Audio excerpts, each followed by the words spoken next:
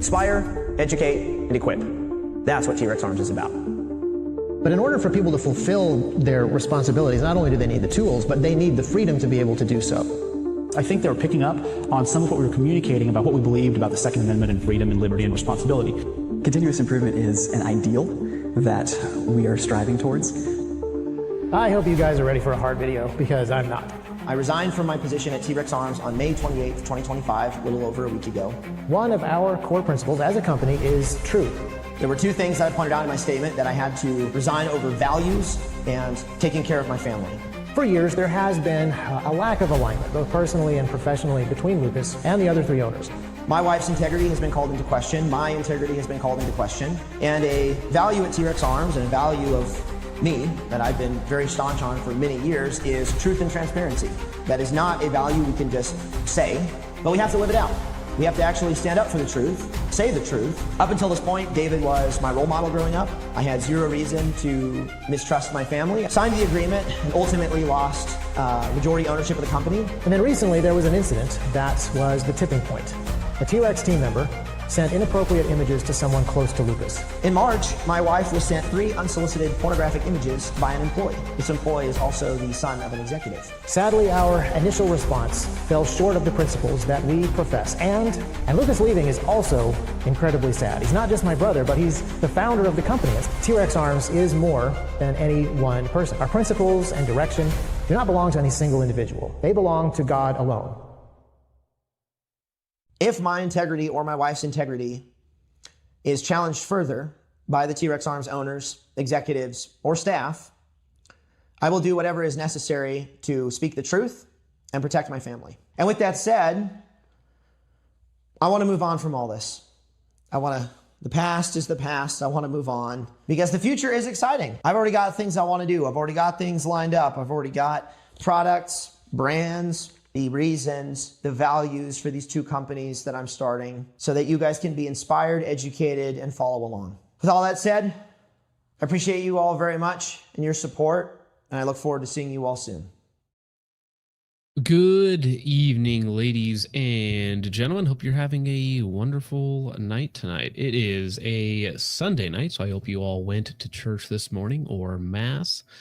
But yeah, we usually don't stream on Sunday nights, but had some happenings. And tomorrow I will unfortunately be gone all day.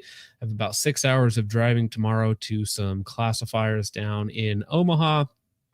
So we are going to be doing this tonight. The future is indeed bright. The sun rises on a brighter tomorrow for Lucas Botkin. T-Rex Arms, maybe not so much. We are going to talk about all of that. Vintage Warfare is in the chat. How are you going? I'm sure you have thoughts about all of this, homie. I'd actually send you an invite link if you wanted to hang out. I have been talking to Lucas a little bit in the background.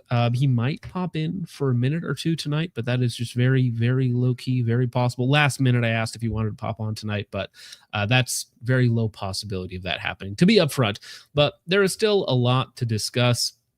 Values, ethics, money, what is the truth and what's not the truth. And to be completely clear, I'm not unbiased in the situation whatsoever. I've talked to Lucas before. He's been on the show before. He's been supportive in the past. So I like Lucas quite a bit. I like what he stands for, standing for what you believe in. Even if you don't agree with everything that he says, of course, you're not going to agree with everything anybody says, or at least you probably shouldn't. I did reach out to Isaac and did not get any response. And I've met Isaac as well, and on the surface, everything seems very hunky-dory, very professional, very nice. But yeah, no response on that end.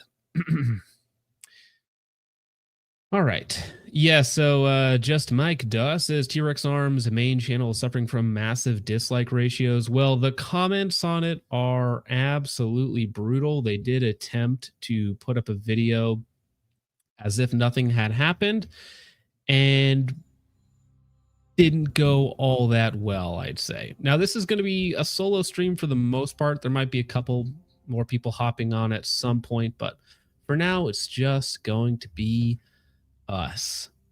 So, where to start? Well, to try and get ahead of it, I believe we should probably start here. So on, when was this? 6 days ago. So the 2nd of June, Isaac Botkin, T-Rex Arms, uploaded a video to YouTube basically talking about how Lucas Botkin had left. I believe the day previous or 2 days previous, Lucas had made a big post on Instagram about how he had stepped down from the company that he founded, which is pretty wild. So nobody was really expecting all of that. That was not on the 2025 bingo card for the T-Rex Arms schism. And unfortunately, not for the best of reasons, right? Things happened in a, as I'm watching the chat, Kara Botkin drops in for $4.99, says, I don't really know what the big idea is. I love when they, oh no, this is a meme account. Gosh dang it, I got. Oh no, damn it, they're so fast. Oh my gosh, I apologize. Very funny. Boom, roasted. 7 minutes in, absolutely got. Oh my gosh, unbelievable. I'm done. I'm just gonna end the stream there, guys. It's over, bros. I got again. Big certified bruh moment. Anyways, where was I? What was I talking about? The T-Rex Arms schism of 2025. And I do want to go through some of Lucas's video. It is 27 minutes long, so we probably won't go through the entirety of it. It's a 27-minute one take because he's a far more talented orator than I am. But yeah, there are some important things to talk about in there. Some lessons learned about, being naive in business and whatnot, and making decisions that have huge effects like 10 years down the line, just from one simple decision that you think is going to help you out early on. Lots of little things like that. Yeah, absolutely cooked. Unbelievable. Oh dear, I might just block that account. That's rough. There's no recovering from that. It's not possible. All right, but let's go over here. So T-Rex Arms. Now, I don't know if this was intentional, if they changed their banner, but I believe that's just the back of Lucas's head there. And then, of course, you have Brandon at the front, who is probably going to be the new face of T-Rex Arms for the time being. And they did attempt to upload a video, because essentially this video from Lucas, this 27-minute response on his new channel, which is Lucas Botkin, already up to 100,000 subscribers. Fantastic. Number 9 on trending. Now, the trending tab on YouTube used to be really cool because it actually was just the videos that were popular at the time. Now it's much more of a curated thing. But it's number 9 on trending. So this is a big deal. Everybody cares about this. T-Rex Arms is a very public company. Lucas is incredibly outspoken. Even Isaac and some of the other brothers are very outspoken. They're very public facing in that way. They're very tied to the company. Like, it's basically impossible, as I'm sure people are saying in the comments right now, rip T-Rex Arms. It's basically impossible to separate Lucas, the founder and face of the company, from the company itself, right? So yeah, this video, 500,000 views already, number 9 on trending, less than 24 hours, already up to 100K subs. Fantastic. T-Rex Arms, on the other hand, they did upload a video 1 day ago. So this did not go well. 23,000 likes, 548 likes. And if you have the dislike extension, allegedly it's really bad. Really, really bad. Now, the comments are also similarly very bad. Literally just click this video long enough to comment. You should all be ashamed of the treatment of your brother. You will never get another view, like, or cent from me. 800 likes. I've never boycotted a company faster in my life. 1.1 thousand. The comments have more likes than the video. If you can't be loyal to the guy who created your company, you'll never be loyal to your customers. GFY. I wonder what that means. No matter what the owners bring to the table, Lucas is the one who brought the table. Damn. Built the table from scratch, I think is a better analogy, but good one. Imagine scamming your own brother out of a company he started by himself. You guys thought that you would have any credibility after what was just shared with your entire customer base. Should have taken the buyout from Lucas. Now everyone is gone and you are left with a shell of a company. Good luck. Well, listen, they said that they didn't need Lucas to run the company, and now they get to run it on their own. So Lucas's side of the story from Lucas himself, just a link to his channel, which again has more likes than the actual video itself.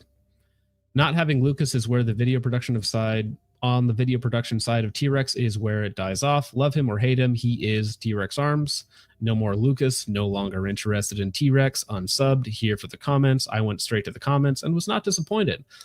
Next video topic, how a dick pic destroyed a multi-million-dollar company. You'll never be able to replace Lucas's character and authenticity. He started that business. I won't ever miss an opportunity to say what I think about you. Yep. Just and this goes on for a while, right? Not particularly kind to T-Rex Arms. See, I'm even getting them confused. But the internet is expressing their displeasure. Now, out of curiosity, if we go to Social Blade and search T-Rex Arms. There it is. Let me see.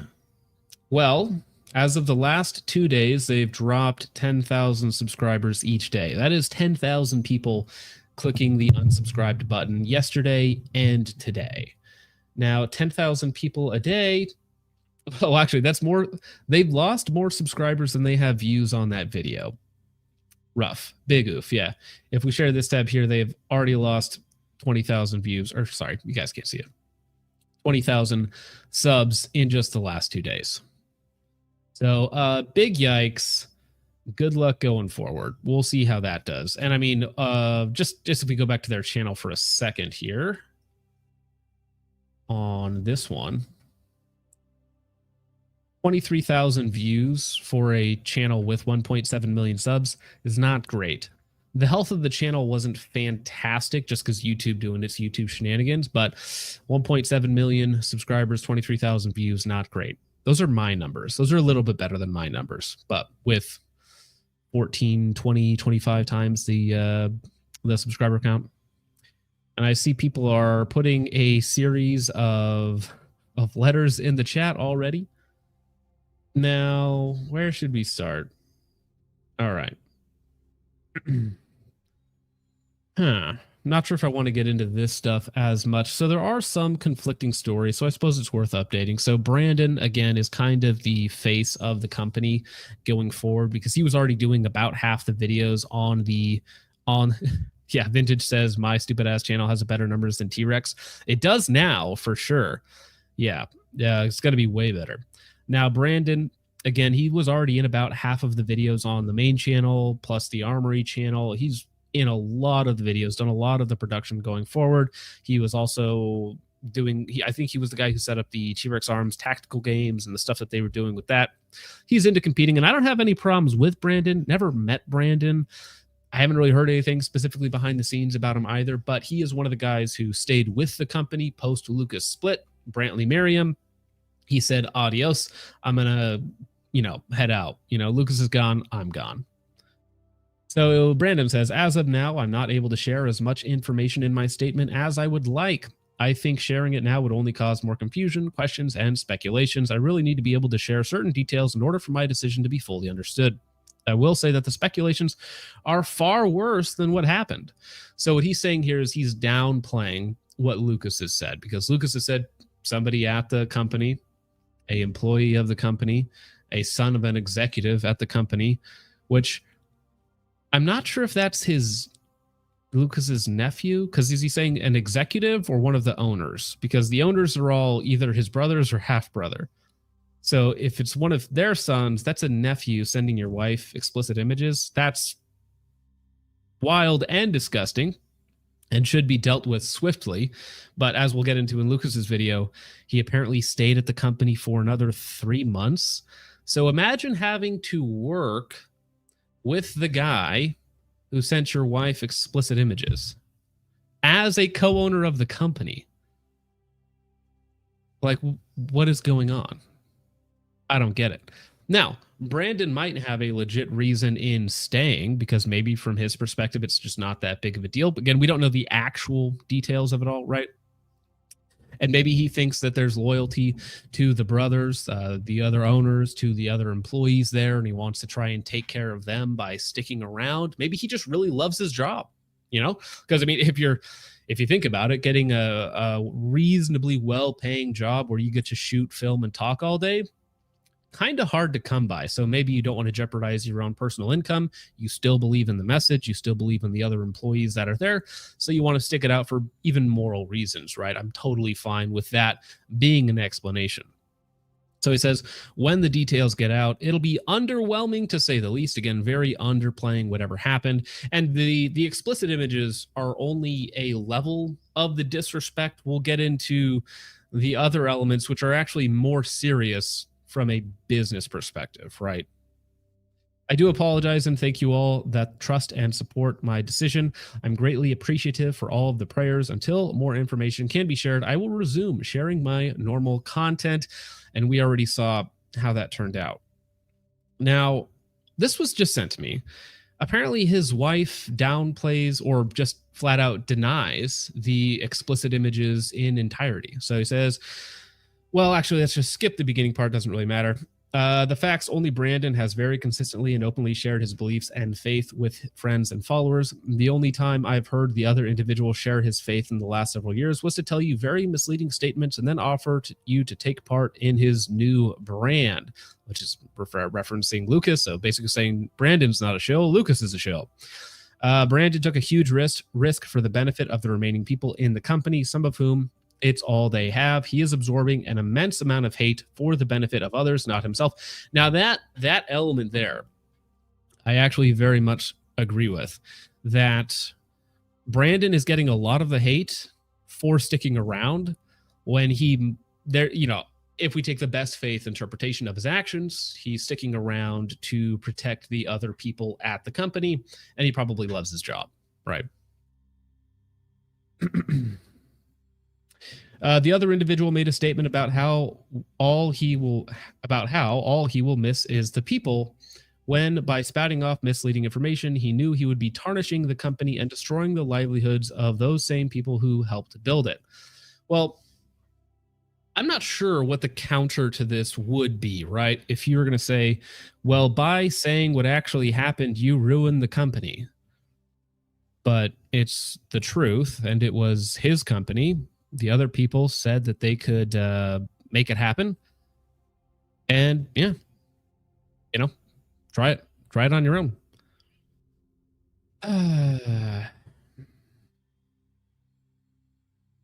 Okay, actually, Lucas is in chat. So he is, I believe he's out on a date right now. So he should probably be spending time with his wife now because he's got a lot of, well, actually, newly unemployed Lucas Botkin is in the chat. A dark joke, but the problem was the lack of response and lack of adherence to basic business principles and protecting others.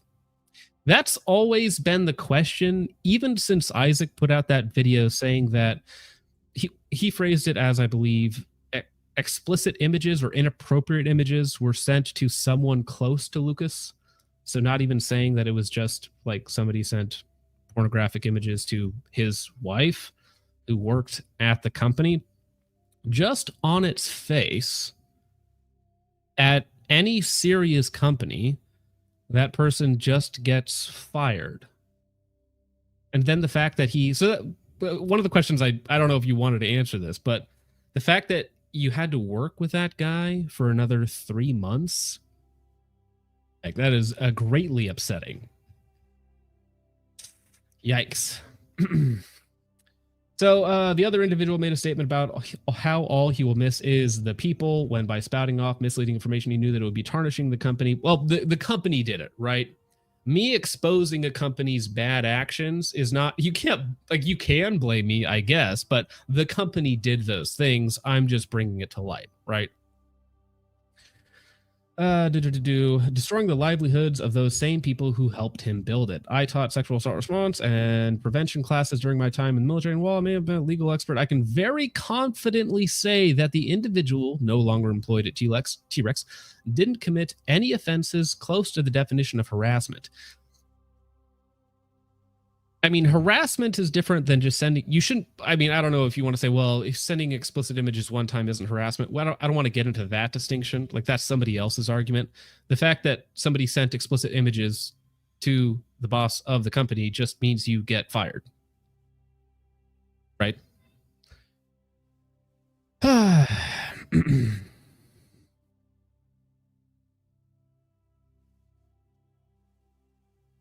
Yeah, Lucas Botkin says we paid. Oh, that's even worse. He says we paid over a third of that guy's salary for 2.5 to 3 months. That's even worse when he's making money off of you while working at the company.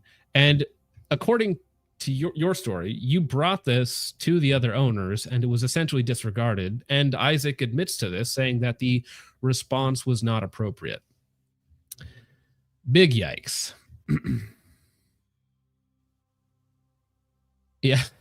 Siley Unofficial says he was spouting off misleading information, but let me type a novel without revealing any more actual details. So I do think that they need to be very careful about what they say, because as Lucas said in his video, they're contractually obligated to buy him out of his shares of the company, right? So whatever shares he has, whether it's 33 or 25, whatever it happens to be, they have to buy him out. And engaging in trying to discredit him or his complaints, I don't think that's going to go very well. And again, they're not only the financial damage, right, but the reputational damage. Is it unrecoverable? Probably unrecoverable, at least in the short term, for sure.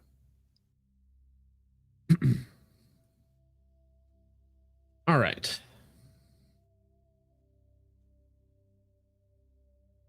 Well, let's move on to Lucas's video, shall we? Because this is 27 minutes long. You guys should all watch it. I'm sure everybody in this chat has already watched it, considering it has, again, 500,000 views, number 9 on trending. Fantastic. And you can also sub to the channel. Let me go ahead and drop this. Pin this in the chat for you fine gentlemen. Well, actually, we do have some of these. We'll get through some of these real fast before we start this. Jonathan Bellis for 5 says T-Rex should have sold to Lucas. Can't imagine they will keep many customers after this. Lucas brought the T-Rex to life. He can recreate the asteroid. That's good. See, here's the thing.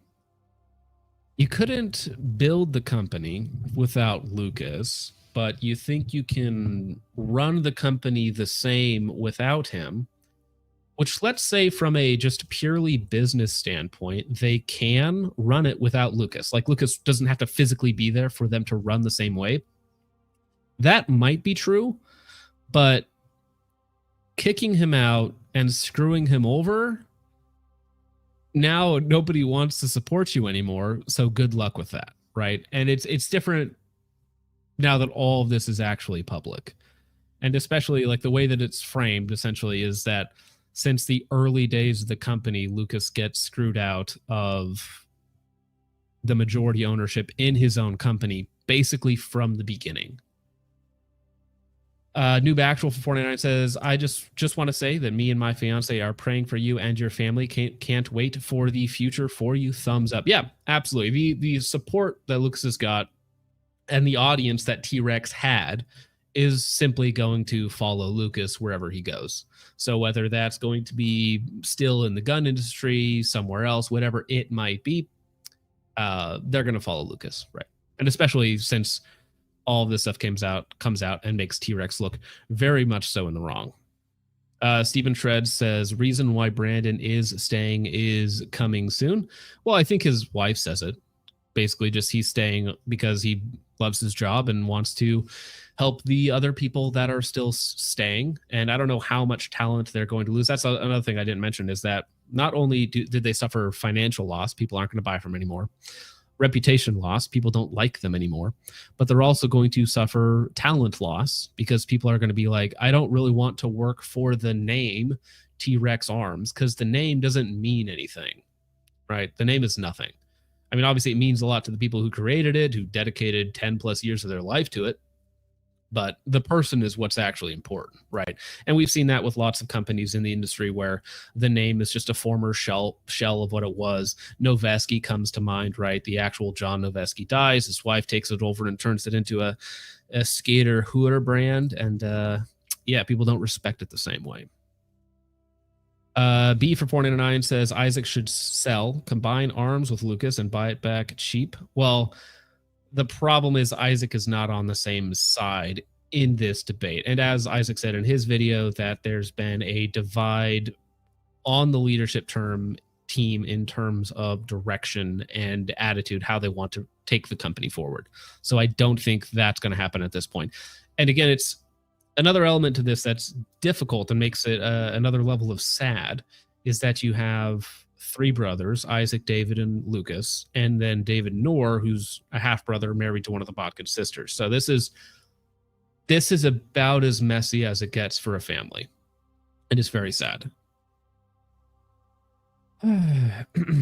Huge ass for 199 says all parties are equally gay and need to touch grass. Well, they've all been touching grass, or thank you for the 199. Jake Zorp says, mad respect for Lucas. God bless you and Kara. Absolutely. I hope they get to, they've been incredibly busy fighting all of this for the last few years, and now they have an opportunity to kind of take a chill pill. So maybe go on a honeymoon, take a couple weeks off, enjoy some time together. Todd and Dog says, inappropriate and explicit are two different things. Correct. But listen, if I couldn't imagine working for a company where I, a employee at the company, send something inappropriate to my boss's wife, and one, he doesn't kill me, or two, I don't get fired immediately, right? Even if it's just mildly inappropriate. Like if I'm flirting with the boss's wife, I'm probably getting let go, right? Even if it's mild, like that seems pretty reasonable to me. And I've worked in some places where I'm pretty sure the boss would have just straight up killed me if I did something like that. Thank you, John Dogs, for the $2. Solo Gordo for 199 says new company name Turok Tactical, or Asteroid Arms, or any variation of a name that would be clever. Although I don't think he would do that. All right, here we go. Now, as you all know, I resigned from my position, or some of you all know, I resigned from my position at T-Rex Arms on May 28th, 2025, a little over a week ago. And since then, there's been a lot of speculation as to why I had to do that. Bob says, I wonder how John Noveski felt about skateboard decks. I doubt those feet of John Noveski have ever touched a skateboard deck. There were two things that I pointed out in my statement that I had to resign over: values and taking care of my family, or protecting my family. And so obviously lots of people are assuming many things. And then T-Rex Arms posted a statement the following Monday with a lot of vague information. Obviously people are drawing all kinds of conclusions, but to this day, no one actually knows what happened, or at least most. Shadow Force PB says, Giraffe Legs, Lucas is a tall guy. He's very lanky. And if you go back and look at some of his early videos, he's actually put on quite a bit of weight, and his frame is much bigger than it used to be. So I think he's already said on Twitter that now that he has more time on his hands, he's going to be working out even more. So you're going to see a Dark Lucas. We got Dark Lucas before GTA 6. How about that? Most of you all don't know. The purpose for this video is to clear some of that up. My wife's integrity has been called into question. My integrity has been called into question. And a value at T-Rex Arms, and a value of me that I've been very staunch on for many years, is truth and transparency. And that is not a value we can just say, but we have to live it out. We have to actually stand up for the truth, say the truth, and that is something that I will be doing with this video.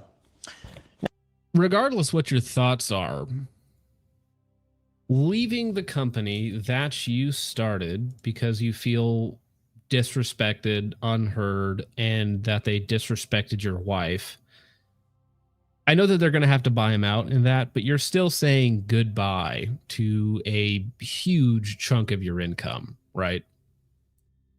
And I mean, T-Rex Arms does 10 to $20 million a year in terms of gross, I want to say. So there's some, and not to mention the other stuff that Lucas gets up to, right? So there's quite a bit, and not to mention, the emotional value, the people that you work with, the fact that you built this company from nothing in your garage, right? By hand, basically. Now, you can probably see that I have this 7 pages of paper. And personally, I'm not a huge fan of scripts and outlines, but what I do have here is an outline of the recent events and the company history so that I can be precise in my statements and give you all accurate information. So starting off, let's talk about the history of the company. So in September of 2013, I founded T-Rex Arms in Middle Tennessee. I did it with my own money. Leg day's a great day. What did we do? Yesterday was deadlift. Tonight's supposed to be bench press. Bench press is a great day. But no, leg day, you just have to have fun with it. Whatever you're doing. If squats are boring, do, split jerks or do snatch or whatever it happens to be. Do something that's more dynamic. But if it's like, oh, I do 30 minutes of stairs and then something else, like, it can get really boring real fast. It was not a company started by my dad who then gave it to me and put hundreds of thousands of dollars into it. I started the company with $2,000. I was doing all the work myself, and over a couple years, I was hiring employees into the company while being a 100% owner. My brother David and a friend of his, or friend of the family, David Knorr, were in the business working. They were manufacturing holsters, shipping, doing quality control, things like that. And my brother came to me and said, hey, I would love to become a owner with you, as well as David Knorr, whose sister I think they had just gotten married to David Botkin. So they're related. I guess I'm by proxy semi-related. And he said, we'd like to be owners. So up until this point, David was my role model growing up. I had zero reason to mistrust my family. I lived at home. My dad's a pastor. Everything's all hunky-dory. So I said, cool, write up the agreement, I'll look at it. Signed the agreement and ultimately lost majority ownership of the company. I didn't know what 51% meant. I didn't know what majority. When I heard that, I was incredibly surprised because this is back in 2016, just a few short years after starting. I didn't realize that early on, your brother and brother's friend married into the family come to you to take your company away. And this is something where I would like to know if lawyers were involved and if this original document that you signed was legit. Because it sounds sketchy. It sounds strange.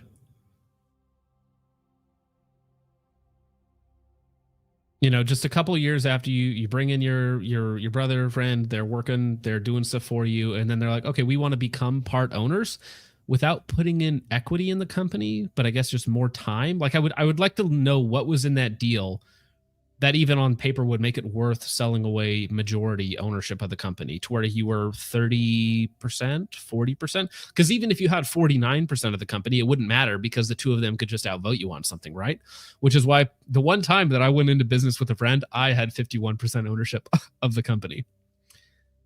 Yeah, Lucas says, I didn't have a lawyer back then. Now I have a ton. Well, my question with that is, was it a legit, was it a binding document? Would it hold up under law? The original document. That feels. Lucas says, my family never recommended I get a lawyer, just did it all and went with it. That feels sad because I also have a really big family. I have 8 brothers and sisters. So that feels rough. And like he says, these are your role models growing up. Like I have 3 older brothers, right, growing up. So these people, you look up to them. And if I ever got into business one and somebody just told me to do something, I probably would have done the exact same thing. I would have been like, oh yeah, sure, whatever, man. Like we're helping out, we're hanging out. And almost a decade later, they're like, yeah, by the way, you can't do anything anymore because you signed away your company. And also we are going to disrespect you and your family. Yikes. ownership met. So I believe it was early 2016, I was no longer the 100% owner of T-Rex Arms.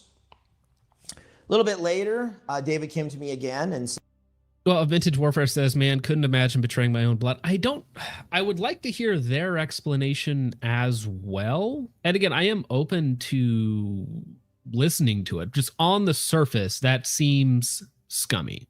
100%. Every single person, they hear that, they think, wow, that is scummy to take away control of the company that your brother started pretty early on. And speaking of, let me go ahead and pull this down. We have Mr. Lucas Botkin on the stream with us. Well, are you done with dinner already? I'm at what? Done with dinner? Sushi? Was it good? We just ordered like 6 appetizers and we're waiting, and my wife's right over there and we're outside. So I thought I would jump on and say hello while we wait for the food. Awesome. So yeah. Well, I hope you're doing well. I appreciate you taking time out of your less busy schedule now. Yeah. It is a little less busy. Well, it's about to get a lot more busy, but yeah. Sure. I mean, as I said, I think you're going to be doing a lot more. I don't think you're the type of person to just sit back and do nothing. I feel like you would get really bored really fast. I get bored within like 2 minutes of sitting. So yes. Yeah. Well, is it a nice change of pace for the moment? No, because obviously we haven't known how this whole thing was going to go. As far as their responses, my responses, what I will say is I was originally planning on putting off my statement for weeks, if not months, for a lot of different reasons, and then was kind of forced to go a little bit sooner when they put out their statement earlier this week on Monday, which created all sorts of suspicion and concern. So this week's been like nonstop, kind of working on that. We have a bunch of lawyers on our end, which I highly recommend anyone have for anything this big.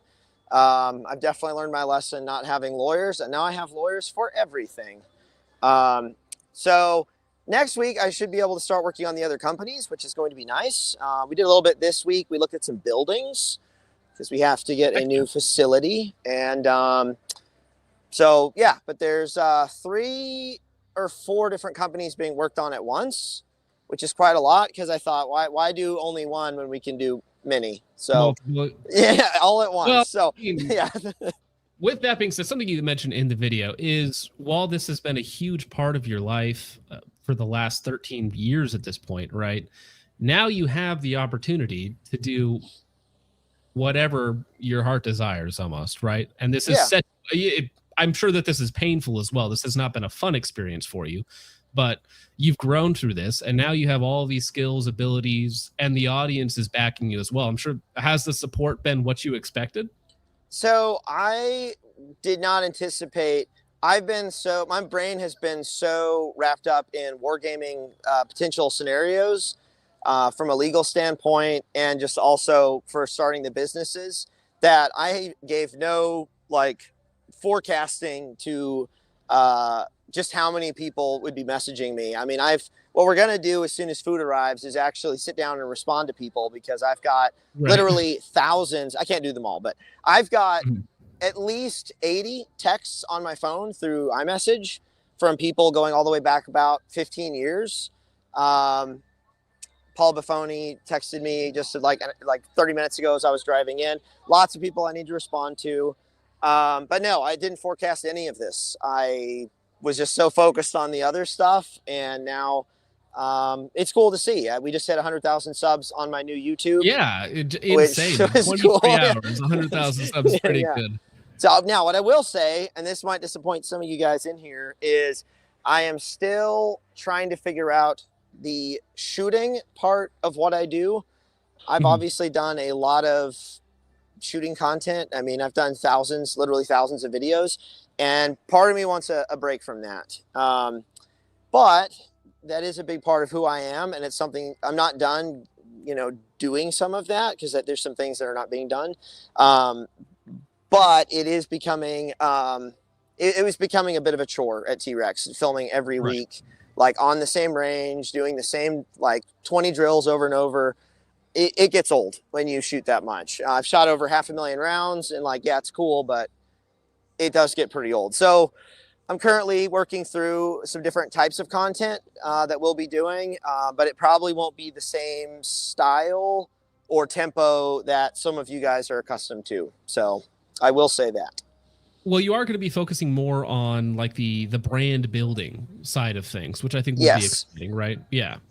And I think that just the raw shooting content was so hot like 4 or 5 years ago, right? But I think just that kind of content is there's more of it now than ever, and demand has kind of like subsided. So honestly, I don't think that's going to hurt you at all. Now, having videos in there, of course, is going to be awesome, but you're going to have to get a new film crew probably, unless you took the T-Rex film crew with you, right? You're going to have to find a new facility to do shooting. I can neither confirm or deny. We will be producing content for at least, well, actually, no, all of the companies need content. So there will be media people working.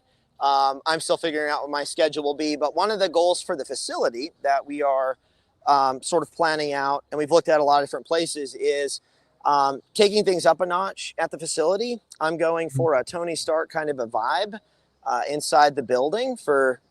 It'll make sense. It'll make sense when I explain what the companies are. And we'll probably film a lot of videos on site instead of like going to the range or going to other places. We're just going to make our new work so cool that we can just do like 80%, 70% of the videos there on site, which will be fun. So we're gonna spare no expense. I'm just kidding. We'll be smart, but we're gonna have some fun. We're gonna have some fun, and we're gonna have a gym, another gym in the building, a nice one. Better than mine. Is one of the new companies a gym company? So I can neither confirm or deny. No, we're not doing supplements. No. Actually, one of my guys does really want to do private membership for the gym for like very select people. Oh, so right. Maybe like a ritzy gym. Well, more like private, more like discreet. So if there's people that don't want to go to a big public gym, maybe they can get in and use ours. But I don't know. That's like down the road. So now, have you gotten any? So now that you're free from T-Rex, have you gotten other people asking you like, "Hey, do you want to come work for us now?" Let me think. The problem is I have about 200 emails in my inbox from yesterday, and I haven't looked at them. Yeah. I think some people are waiting to see the dust settling, but no, I haven't had anyone reach out and say, "Hey, can you finally shill?" Because people know I don't do that anyway. Well, I mean, like work for them, like somebody, like some companies, like, "Hey, can you come on and help us grow the business or whatever?" It might be, right? I don't know. I'd have to go and look. Again, I think people don't know like what I want to do. If there were gun companies that were interested in that, I would definitely be willing. I mean, I would even be willing to go visit SIG and talk to them about the P320 stuff from a PR standpoint. They probably wouldn't like my advice, but I would absolutely go and talk to them. It's needed. So somebody needs to go talk to Mr. Cohen. Okay. I know, although he probably doesn't like my stances on Israel based on his lineage. So I don't know. I'm not sure. It's a spicy topic, but no, I for some reason, I just don't think that you guys would get along all that well. I met a lot of the guys at SIG. I like a lot of them, but yeah, the upper level management's a little sus. Little sus. So yeah, no, we'll see. I think I'm going to move around and do some different things. I think I'm going to travel a little bit. There's some classes and stuff I'd like to go to this year to kind of hang out and meet people and stuff. There's a match I might try to shoot at the end of this month. But as far as working with other companies, I don't know. We will see. But I'll also be busy starting up my own. So juggling that is going to be obviously going to be pretty tough. But now, speaking of classes, training, and matches, Brantley Merriam did announce that he was leaving T-Rex Arms. Yeah, what do you know? It's a bit of a coincidence, isn't it? You brought him on to do training at T-Rex, so I imagine there's going to be some position in one of your companies going forward for Brantley. I mean, that would just stand to reason, right? So yes, I can confirm that he came over and will be working with.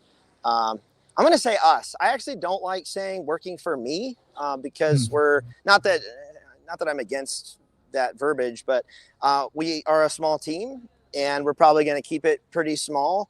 so we can move fast. And he's on the team. So he's going to be helping a lot with product development, actually more than training. He's doing training on his own, and I support that 100%. We've talked about doing some classes because that was one thing I never could do a whole lot of when I was at T-Rex.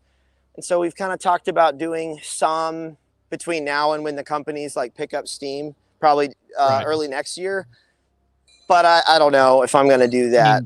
That's a huge time investment because that means you have to keep your skills up every week plus multiple day classes, right? So no, I figured I would just have 30 students, charge $400 a day, and I just wouldn't ever train and just make money. You could do that. I mean, that is a proven business model. You joke, but that is a proven business model. Yeah. So yeah, I don't know. There are a couple advantages though to doing the classes because I don't have a range anymore. So if I traveled out to a range, shot for 2 days before the class, I could film, get product content, get my own training in, and then we do the class and make a little bit of money. And honestly, I like hanging out with people. So it's not really the money of the class that's necessary. It's more just the fun. But I will say I have made comments on your stream before about the difficulty of training civilians. And I will say it again. It is often very difficult. Different levels of commitment. And yeah, so that's a whole other thing too. But well, do you find it more difficult to train civilians because of your position, or is it difficult to find civilians who want to train to a high level? Yes, because some people go to classes. Some people go to classes and they just that's all they do, right? Because it's fun. That's how they get out. That's the only time that they shoot. Yeah. Right, I'm not real interested in working. If we're working, I want to work with people who want to work. And in my experience, especially being who I am, because I've had it before, a bunch of people come over because they just want to shoot with me. They want to film me shooting more than they want to train. And that's like really, I mean, it's flattering, but it's not what we're trying to do on the range. So if I had a team of 12 civilians who were super motivated and highly committed, the kind of people who are dry firing every week, and they're like, hey, we want you to come out and shoot rifle with us for 3 days. I would treat them just like a high-level military organization. It's like, yeah, you guys want to work for 3 days? This is what we're going to do for 3 days. Well, but see, all you have to do is say you have to classes be A aren't like class. that. Well, right, but just say you have to be A class or higher to show up, so you know they at least have some level of skill going into the class. Yeah, that gets fun. Post practice score, bro. Well, I need to go do a little more practice score myself in order for me to say that. So. So classes, I don't know. Brantley's doing some on his own. I might do some, but it's looking like probably not. But I don't have a range, and I need to fix that soon. So I'm sure there's property available, or even you could just rent out somebody else's range. You know, sure that might be more feasible in the short term. Yeah, I've had a few people reach out. Proximity is tricky, but yeah, we may end up just buying. And getting a property, but I also have a business plan for a public range that's very different than what other people do, and we may actually try to action that sooner, and that'll be a multi-purpose range I can use and also provide a service to people. So yeah, you can actually make money off of it as well as get your content in there. Or are you saying public like free range? People buy tickets to get bays so that they have an actual place to shoot, because the whole first come first serve thing that 90% of ranges do is super gay. So I want to fix that, but I've got to find the right property, the right locations, and then make it happen. So that's kind of in the cards for year 2, but if we can do it sooner, we'll do it sooner. So I want to give people, this is the vision. I want to give people what I had for the last 7 years, which is a big open space where they can do whatever they want from dawn to dusk and past that at night. And they have spots they can actually use the stuff they buy, because that's what I've had for 7 years. And I'll tell you all, it was pretty awesome. But you guys, most of you don't have that. You have some stupid FUD range where if there's a dude shooting his revolver before you get there, you can't use the bay. And that's cool for the guy with the revolver. It's not cool for you with your 3 dudes that want to do movement drills. So yeah, 100%. Maybe we could fix that.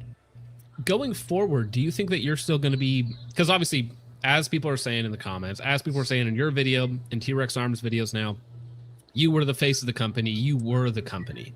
Do you plan on still being at that level of like the face of all these companies?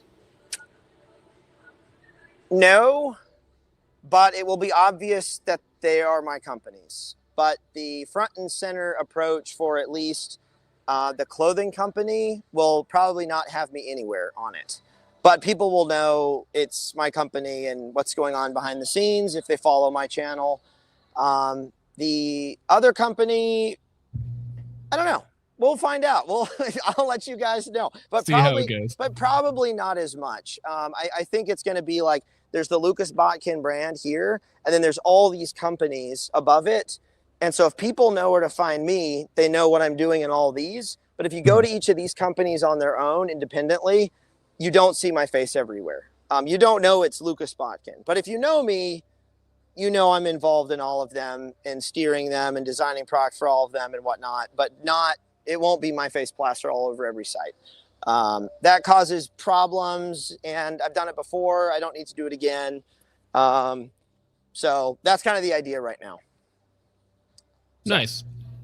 Now, going forward, are you, I don't know, is this a good way to say, are you going to be starting a new, because you've talked about having like 10 products, 20 products ready to bring to market, basically, that you're working on. Are you going to be competing directly with your former employer? It depends on how you want to define competing. I will not be doing a holster company if that's, I saw a lot of people asking. T-Rex does great holsters. They cracked the nut for fast custom holsters that are good. I mean, I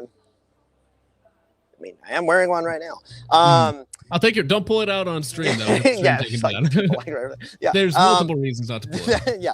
Oh, that's a good point. I forgot about that. Yeah, it's not the people around us. It's, something much more important. Yeah, much more.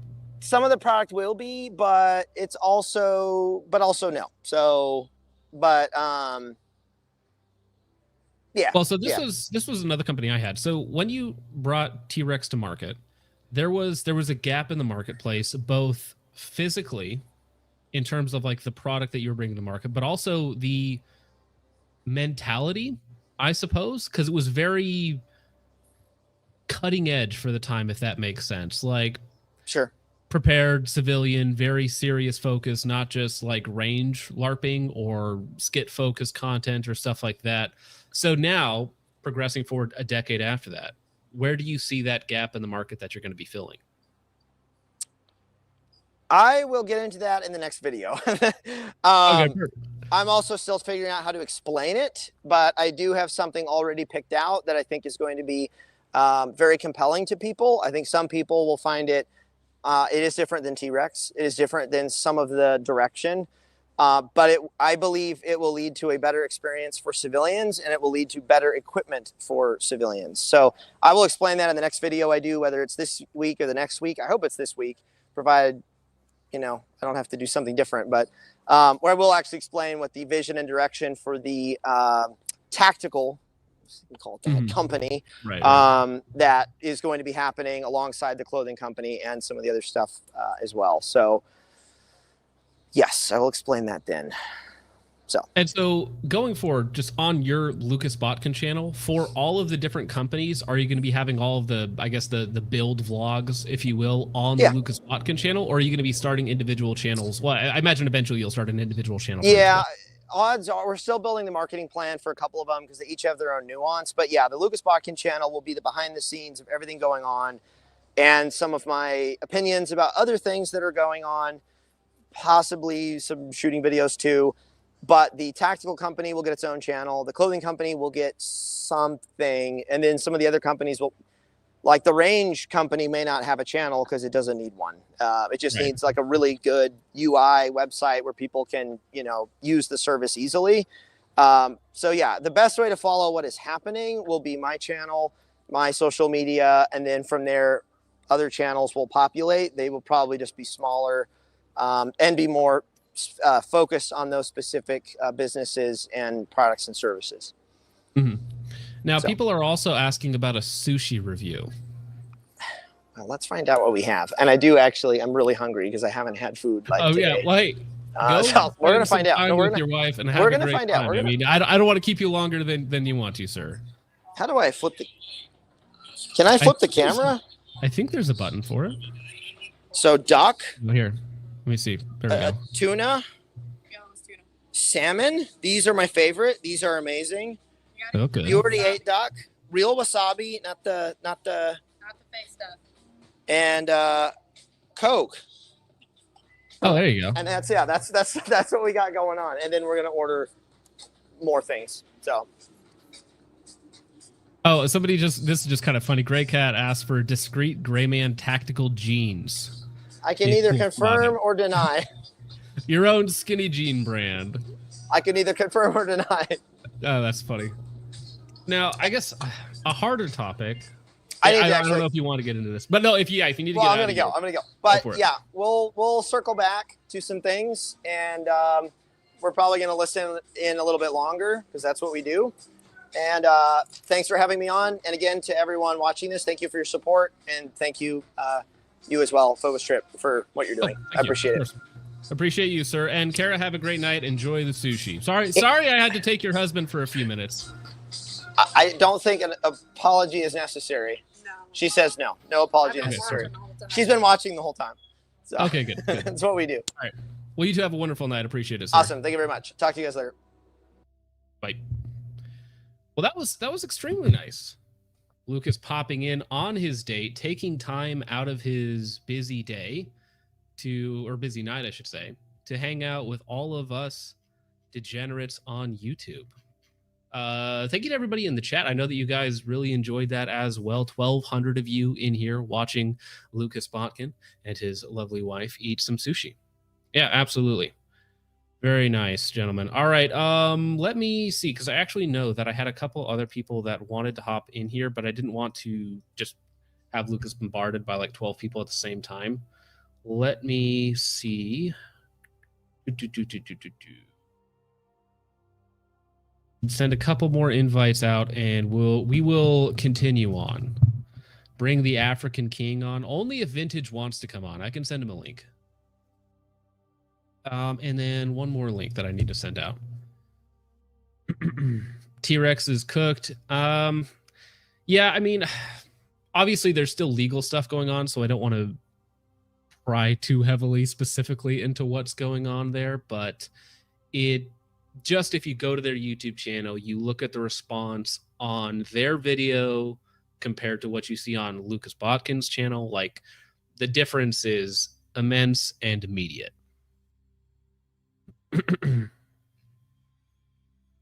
Much respect to Lucas, of course. Also, guys, it's pinned in the chat, but just go to the channel and go subscribe. Ben Stager. I don't think Ben Stager's watching right now. Send link. Okay, I will send Austin a link.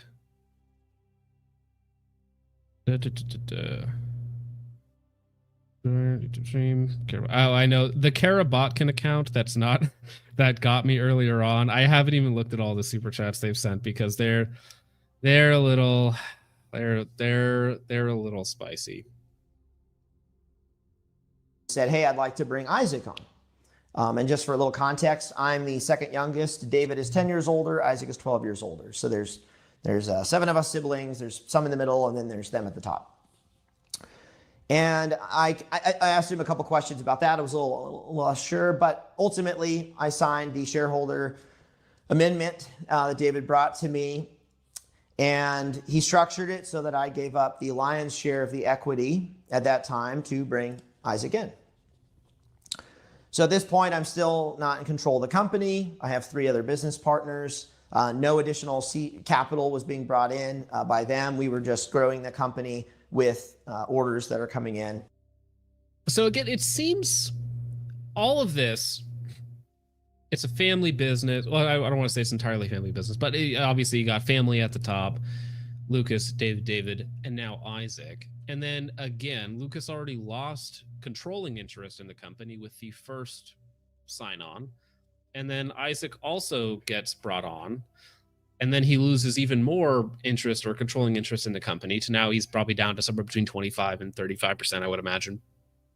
And now, and there's not like they're bringing in capital or whatnot.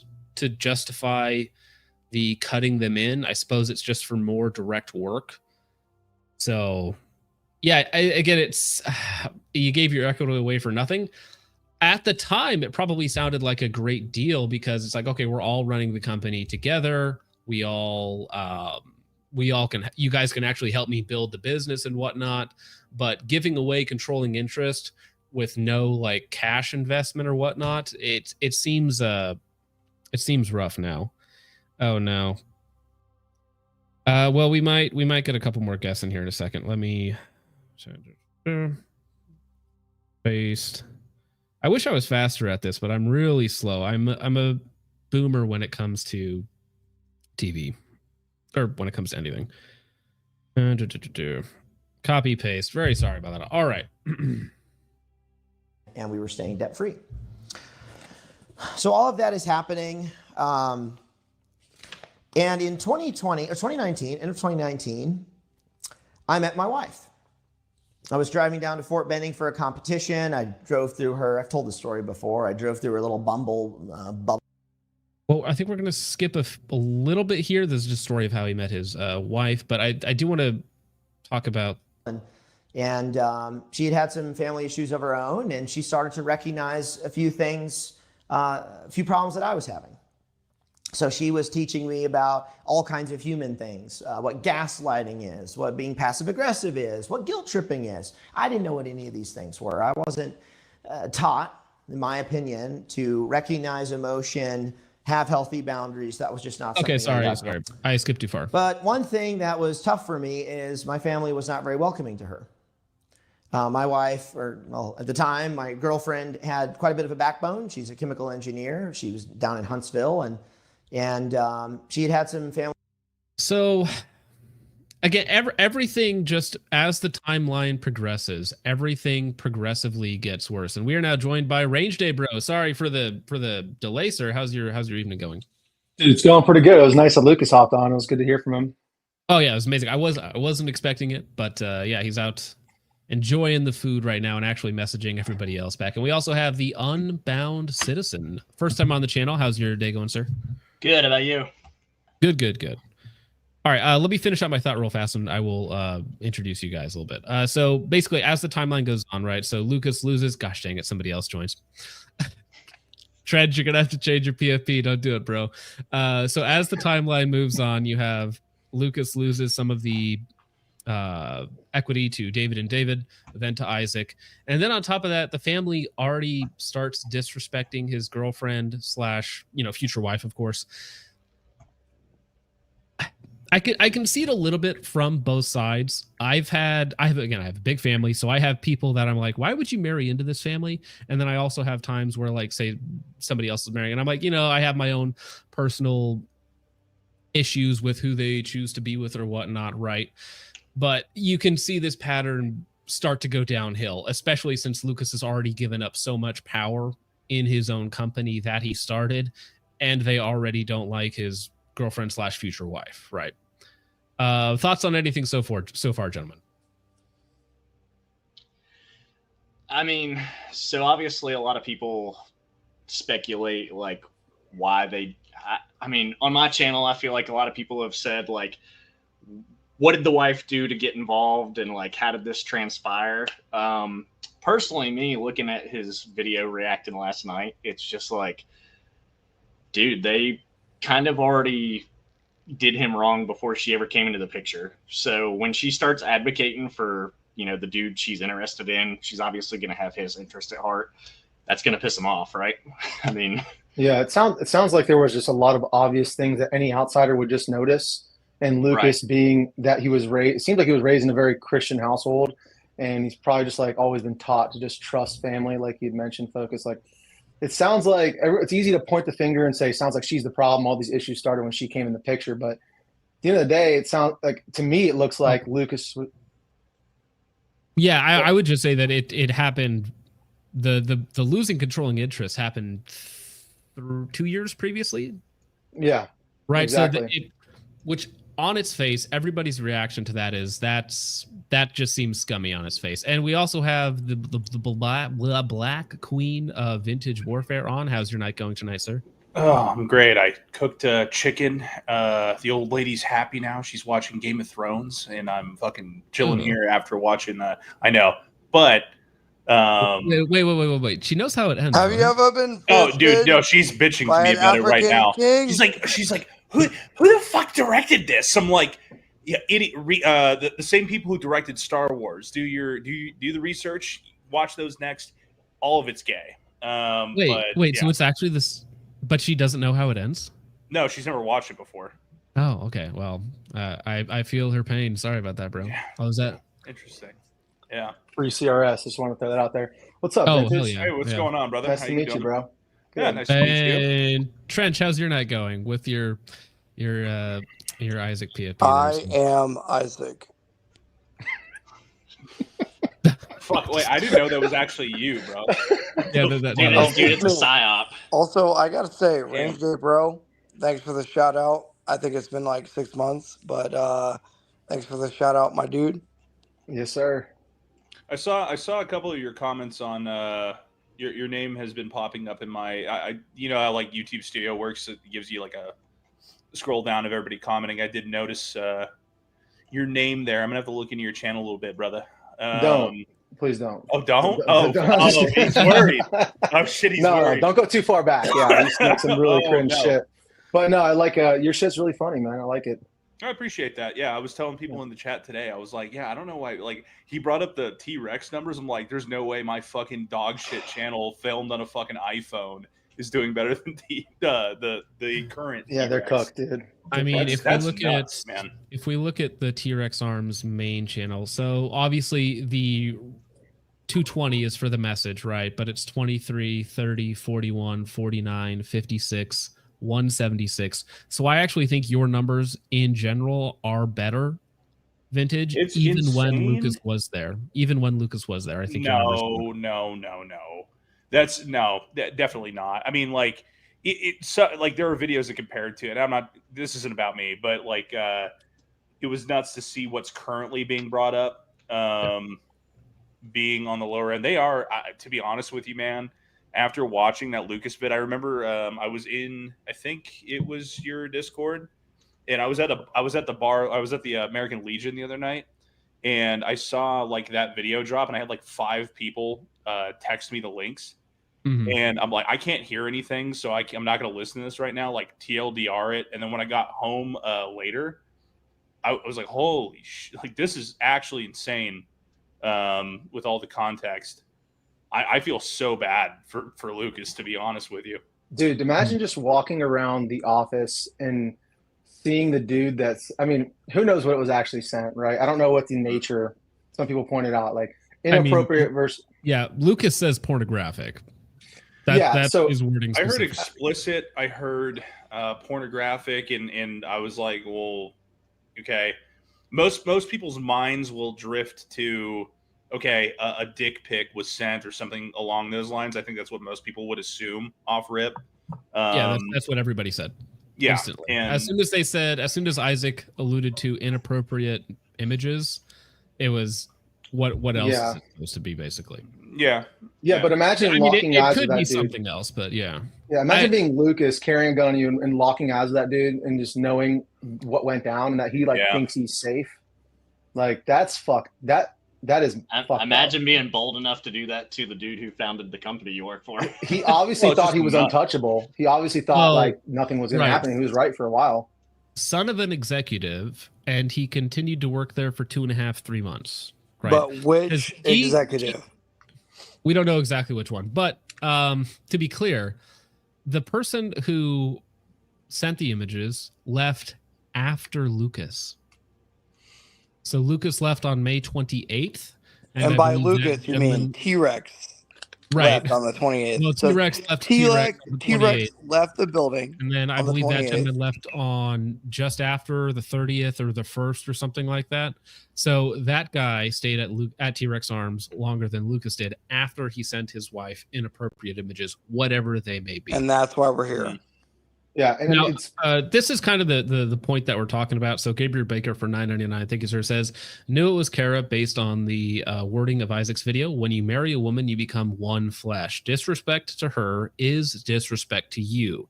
If she isn't welcome in a room, you are not welcome in this room. And 100%, totally agree. And again, I married to, so I had to adopt her entire, extended family. I have 8 brothers and sisters. So I get that interpersonal family drama happens all of the time. After they're married, it's a done deal. Doesn't matter if you don't like the person, whatever it is, you keep the peace, whatever you have to do. And it seems that the Botkin family was unable to do this in a reasonable manner. Right, because not everybody has to be friends or in love with what everybody's spouses do, but you do actually have to show them respect the same way that you would show your brother respect, right? So if my brother married somebody that I just detested, doesn't matter, I still have to respect that person because that is my brother's decision, right? Yeah. No, I to think me, the want to have a bigger relationship question with my is, brother, I can't do that. where do we send guys? Because like before it was easy. Hey, T-Rex makes a quad rig. T-Rex has the BCM uppers, whatever. So now where do we send our audience to grab gear? Like, I'm not trying to get us nuked from existence, but my audience has already said, hey dude, you have the dump pouch, you have the quad, you have the IFAC, you have the quad rig. Where do we go? Where do we go from here? And I'm honestly like, damn. So now I have to recommend Cry for the plate carrier. I have to recommend Ronin for the belt, whatever. You know what I mean? So I think that's Tax the swap, bigger man. issue. Yeah, shut up, Bones. Bones says PSA, of course. Unbelievable. Yeah, so guys, just go to PSA and you'll get the best. Never let a tragedy go to waste. Yeah, I guess. Yeah, go to Tax Swap, your limited edition vintage AC1 or AC Uno or whatnot. Put it up for like $9.99. Yeah, no, that is difficult because I don't know who makes like a good holster / nylon combo where you can literally get everything, right? You can get the holster, the belt, the carrier, the chest rig, all of the accoutrements for it, whatever it might be, slings even. So where do we send our guys? You know what I mean? Because just in chat, just in the audience we have here between Focus, Vintage, Range, Unbound, just us here, the 5 guys here, we have, 250,000 guys. So guy asks you, okay, where do I go? Okay, so now you have to list out. You know what I mean? Yeah. I have no idea, but honestly, I want to just go back to the original topic, which was, I think it's a classic case of the older brothers treating Lucas like little bro. I don't think they ever anticipated him actually walking away, because if they had, I think that they're smart enough to see that the company would absolutely get smoked and everyone would just stop buying their shit. I think there's just arrogance and greed. I think it was, again, I don't know these guys personally. I know Focus, you've met them at least a few times, but I think the true tragedy to all this is all the people that work there who have literally nothing to do with all this family drama. But I mean, I think that's the clarity a good of who's working for who, and Yeah. I'm imagining what that could be like as somebody working for a company. Like, who is it that am I working for Lucas? Am I working for the brand name T-Rex? And I think that the people who made these decisions, first of all, I could not imagine. And this is speculation on my part because maybe there are facts that I don't know. But as somebody who I have a younger brother, I could never imagine if I were in this scenario, right? I could never imagine betraying my own blood. Maybe they didn't think you would walk away, but there's no way. I maybe think they Lucas underestimated his actual online presence. Like, I don't get it. I just don't get it. I think it was definitely a miscalculation, but I think Lucas is correct when he says that it was a lack of respect. So they thought that they could do it on their own, that they didn't need him. And I think there is a little bit of the younger brother syndrome going in as well. to an Old Testament level. You know, your youngest brother has a big shiny coat and you want to take it from him and You know what leave my him to chick the said wolves or last night whatnot. after the bar when we were watching the video? She's like, "Isn't this like Cain and Abel?" And I'm like, Yeah, people put that in the not chat as quite, but well. you're close-ish, but not really. But like, Yeah. you're on the right track. I There. mean, to Like, play devil's advocate, I don't think anybody in this chat thought that it was literally Lucas holding it together until now. Yeah.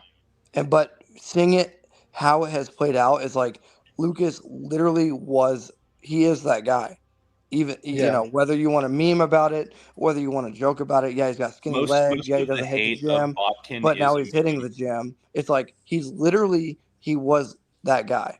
So now everyone is like, okay, so I need to buy a holster tomorrow for my Glock 19X. Where do I buy it? Like, to be honest, where do they go? And that's where I'm like, honestly, dude, I don't fucking know. I mean, holster companies are Well, kind of you a dime a shouldn't. Well, dozen. first of all, you shouldn't need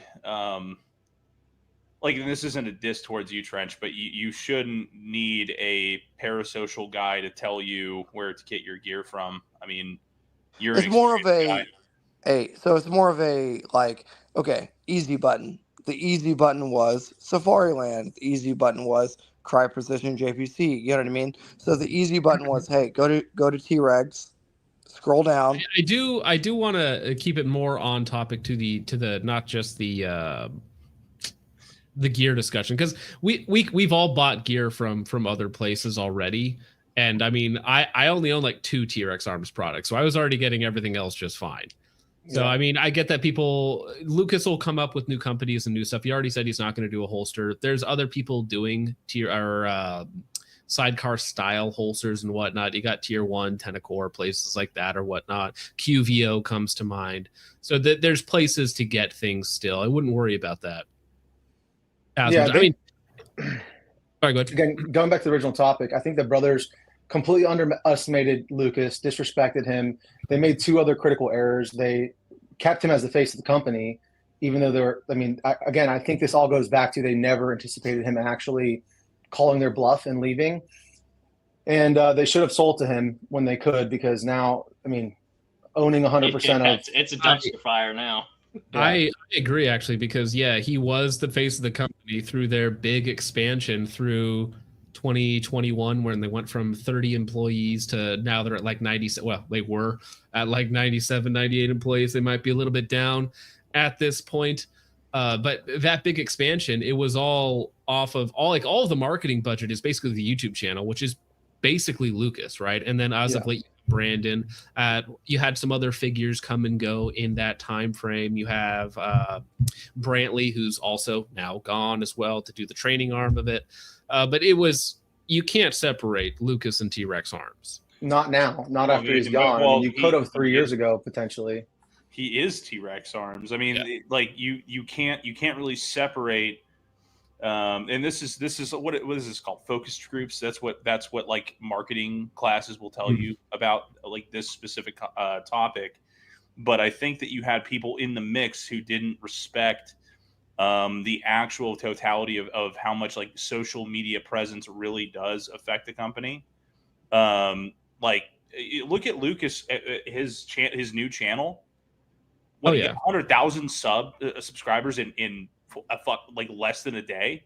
23 hours. When he posted that, he had 42,000 subs. When he posted it, that is insane. Well. So to be clear, he had, when I subscribed, he had like 4,000 subs, but he started getting subs right after T-Rex Arms put out a message from T-Rex Arms about Lucas Botkin.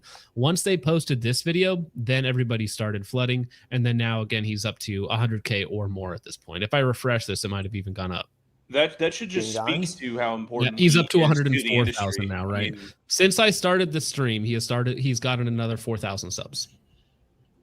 That's insane. Yeah. T-Rex is cooked. Yeah, and look at Stager's video. That video is up to 91,000. I watched it when at 8,000, like whenever it posted. I watched it this morning, actually. That was a good video he did. Yeah. And the Stakers video is great, because I think that is just the normal raw reaction to hearing somebody who built a company literally in his garage get talked out of controlling interest in that company over a set of years, right? 2016, 2018, then gets his wife disrespected, and then has no power to do anything and gets outvoted on everything. And then eventually he's like, well, if I can't do anything, the only other like option I have is to leave, right? And he did try. He tried twice to buy back the company. If we continue to watch actually, let me get Procher Bandit here. Sorry. I forgot. I'm doing everything my own. Hey everyone, big show, happy to be here. Big show, happy to be here. Yeah, very nice. It's very nice to meet you, President. Yeah, he tried to I think I might have told this to Lucas, but he tried to buy it back twice, right? Once with a regular offer, and then one again with a much bigger offer. They said no twice. But now, if he comes back with a third offer and it's like half of what the first is, and he's like, "Well, take it or leave it, I guess." Because the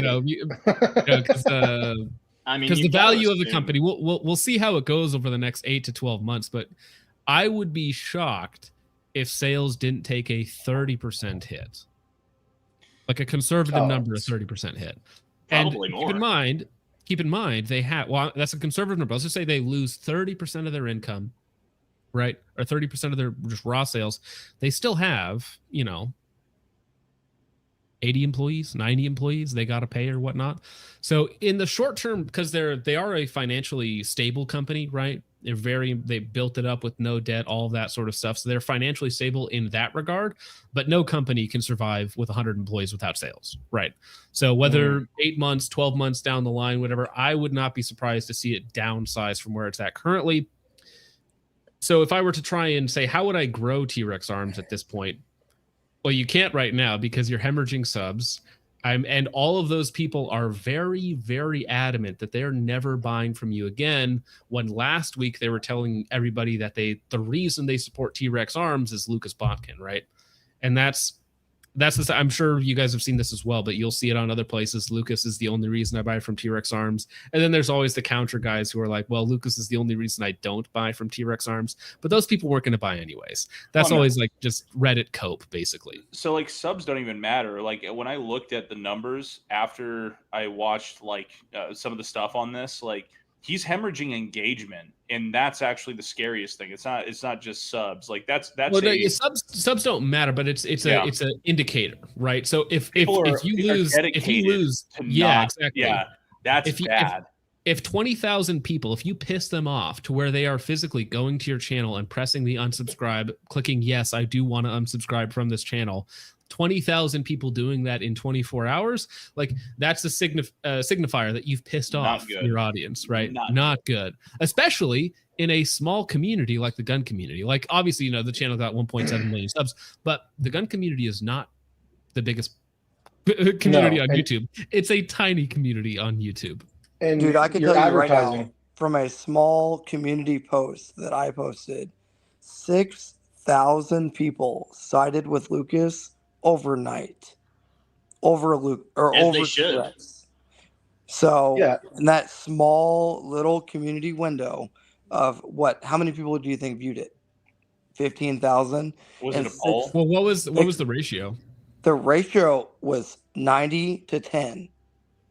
Yeah, that sounds about right. I could believe that. Yeah. A small channel, and my comments are insane about defend Kara, defend Lucas. He's the owner. Everything you can imagine involved in that. I mean, I'll take even a little bit more of a let's say I grant T-Rex Arms, not Lucas, but T-Rex Arms position, and whatever. You still can't disrespect the wife of a co-owner and expect not to have like repercussions, right? Even if you say, oh, she did XYZ wrong, or she's not actually a good fit for the company, whatever those things might have been, pretty irrelevant to what you actually did to Lucas and his wife, right? Yeah, it sounds like you gave him multiple chances, plenty of time, more time than I would have definitely given him to correct the issue. Never got corrected. As you said, she applied for a position there. They didn't even respond. Like, that's a totally different level of disrespect to not even get an email back from the company you started. From your brothers. That's insane. That is absolutely insane. Especially when your sister-in-law works there. Like it's not like there's no. It's like no wives. That's the rule. Like. Right. And they also talk about how they remember when he got married, they were like, you have to sign a prenup with her. You have to, because we can't, if you two get divorced, then she's going to try and take your company from us. Right. That's what they're concerned about. Not Lucas. They're concerned about having to fight with Kara over control of T-Rex arms. Right. They don't actually care about Lucas in that regard because they're already screwing him over. I mean, I feel like you got to go all the way back. The fact that none of their wives had a prenup about T-Rex arms, though, but they're like, but you, though, little brother who's the company, you need to get a prenup. Like that in and of itself is that was nuts. It's always the abuser who's like, hey, look out for that person. They're trying to take advantage of you. Like that's usually the person that's actually taking advantage of you is the one who's like, hey, because people are quick to blame his wife and say, oh, all these problems started coming up when she got in the picture. Well, it's like, well, no, he was just not really like he was just trusting of his family. And again, like it's usually the person who's like, hey, you shouldn't trust this person. Or like, it's always the person who tells you not to tell anybody. Like that's when you should tell somebody. It's like, that's the whole idea. And I like how I think in Lucas's video, he says that once he said, well, you guys should get a post-nup, they all were very upset at him for asking for a post-nup. And then later on, they were like, well, actually, we have no right to ask him for a prenup since we don't have prenups. So then they all agreed to do it together, I guess. That's how committed they were to shit. That's how committed they were to the bit, though, right? They were all willing because they didn't really care about the post-nups, but they were all willing to get a post-nup just to make sure that Lucas got a prenup that said that she wouldn't get any. That's how committed they were to the bit, and that's where I'm like, I try to steel man the other side, right? And I go through maybe it was weird, maybe there was some vibe off, but then they just act like assholes the entire time. Unbelievable. I mean, dude, you got to look all the way back to when they brought the paperwork up and said like, hey, we want to come on board with your company that is wildly successful, little brother, and say like, we want to jump in on this bandwagon and immediately take it. Zero equity, like how did he, again, people are like, you have to be the worst businessman ever to do that. But it's like, dude, it was family. The guy was probably, I just imagine he was so in the business and so young and inexperienced, I'd think. Just like nose to the grindstone, like I could use a breath. I could just use some help. And I mean, again, like you said, Focus, what does that document actually look like? I'm sure if it wasn't admissible, his lawyers that he has now would have pointed that out and been like, well, this is not applicable in court. This is still your company. But it sounds like his brother's got lawyers or, advice in drafting that in order to take the majority ownership. Well, so Lucas comes near about how did this person get the number? I assumed that it was just that he says. So for the number question about my wife and I regularly hosted company-wide events at our house we paid for. She was throughout the company handling RSVPs in teams. Her number was everywhere. Yeah, no, that's what I would expect for not a small company, but a relatively small company, is that people know each other, right? People hang out together. It's a community, especially since it's, 3 brothers and a half brother that are the owners of the company. Of course, everybody has each other's number. And if it was the son of an executive, that son probably has access to all sorts of numbers, right? Who works at the company and is the son of an executive. So the bigger question is what executive? Well, again, that's probably gonna come out at some point, maybe, although the executive probably doesn't want it to come out.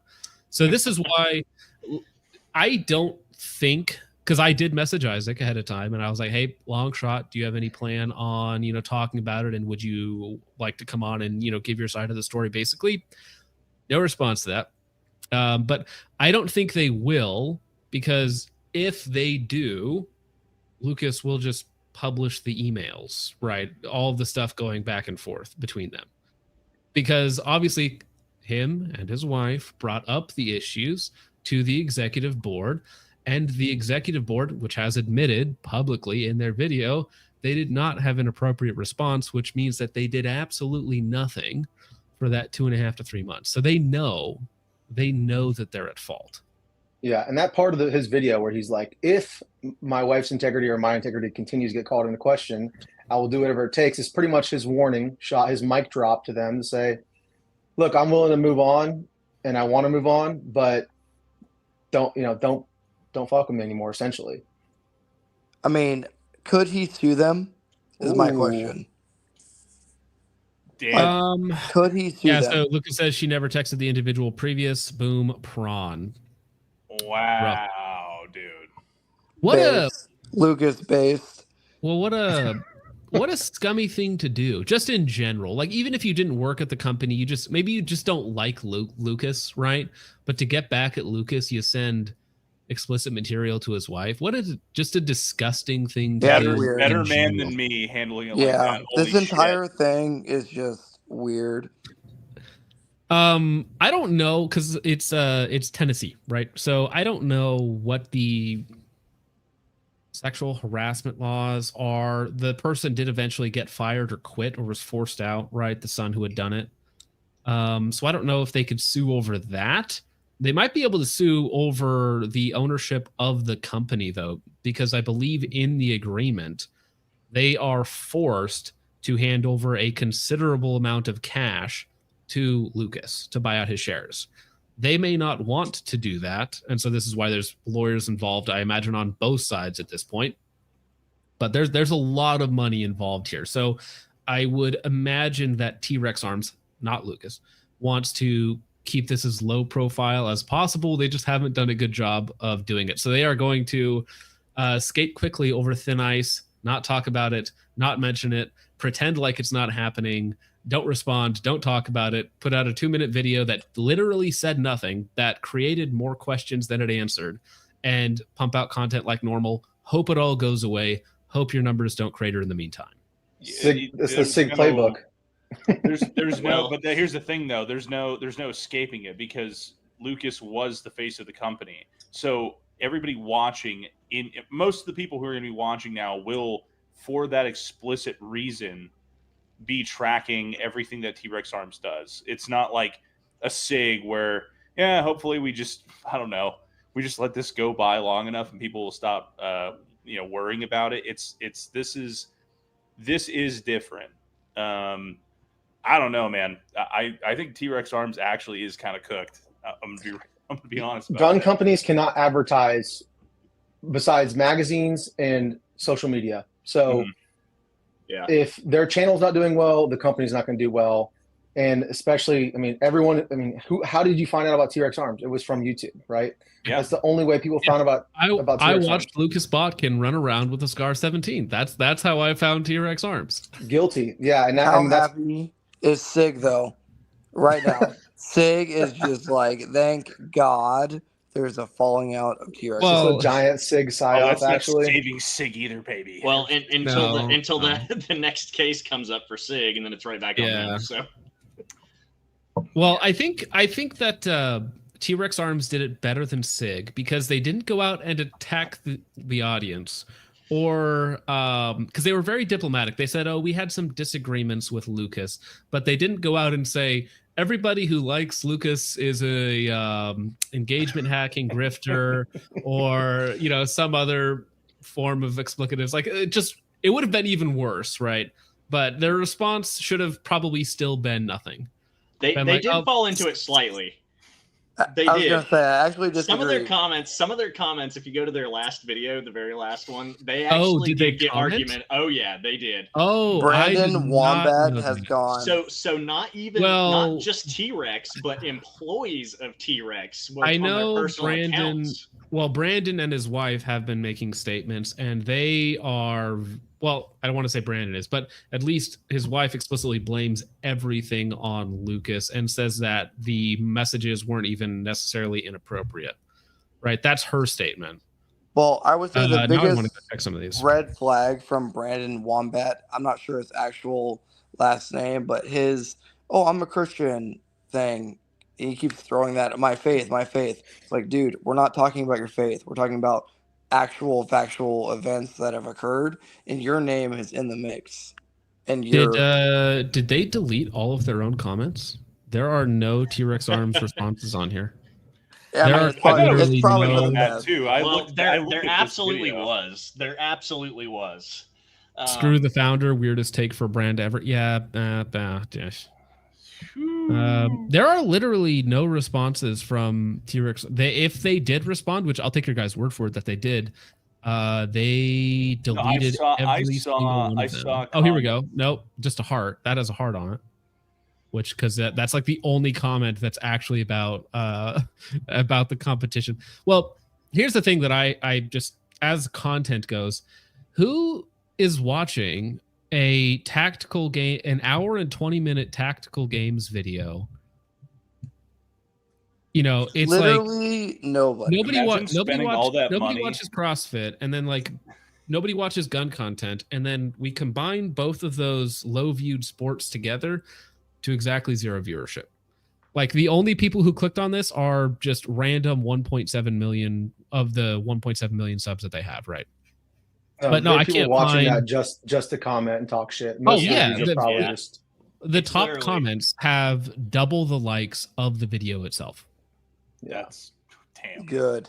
This is good. Nature is healing.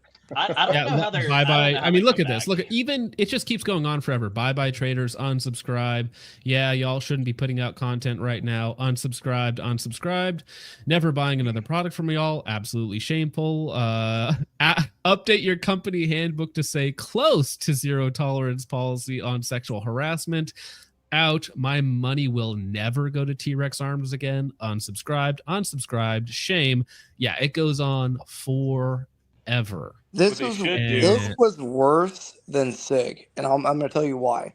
You know how disgusting it was to watch Brandon break down a SCAR 16 and talk about the internal components while his brother is being forced out of the company, the founder of the company. Well, Brandon's not a brother. Brandon's just a or you know what I mean? Like I know what you mean. The Instagram post of just like, oh, we're just going to shoot the SCAR is like, dude, we used to love it, but this is not the time. Yeah. Oh well, actually, what they should do is they should hire Haley Lujan and put her in Spire. Oh, you know what? Actually, that would be the next move, right? That would be the next move. I did steal some of this intro for the some of this how T-Rex Arms got started for the intro, because it starts off, of course, with inspire, educate, and equip. That's what T-Rex Arms is about. Sorry, can't show that on YouTube, but yeah, that's still there. Oops. Let me see. Did they remove him? It looks like they did remove him. Instagram. They don't have links to all their other channels. So I should say, dudes in the army will meme. That's their only two posts that they have. Really? Well, I looked at that. Yeah, I was surprised by that too. Dudes have been memeing on Lucas for like 10 years. But the same dudes that meme on him have a T-Rex Arm sling on their M4A1 carbine at work. Like literally.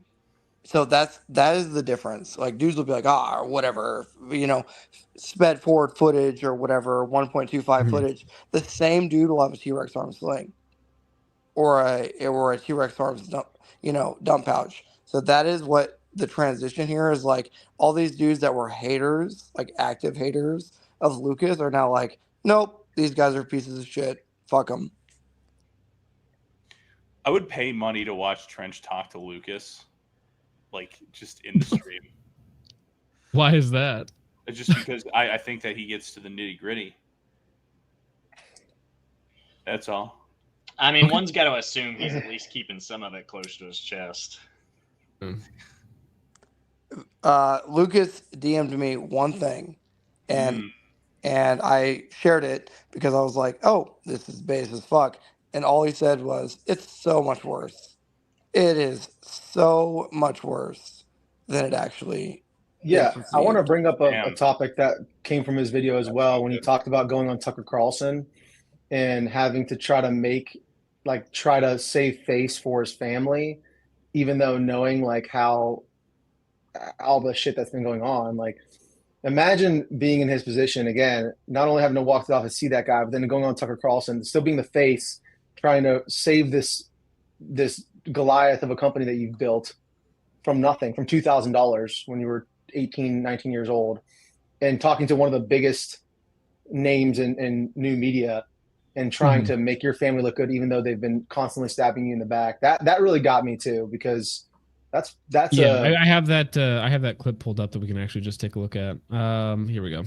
March, it was becoming increasingly difficult for me to publicly represent T-Rex Arms. I did an interview with Tucker Carlson that was extremely difficult. He asked me a lot of questions about my family. I did my best to say a lot of nice things and respectful things about my family. But as soon as I was off the air and we were in the Suburban getting driven back to our hotel, I didn't break down crying, but I was busted up. I was busted the rest of the day. We had given. Dude, you could hear it in his voice, bro. Yeah, you can That's real. hear No, it. that's real shit. That's, Everyone who's like, he's hiding something, there's more to the story.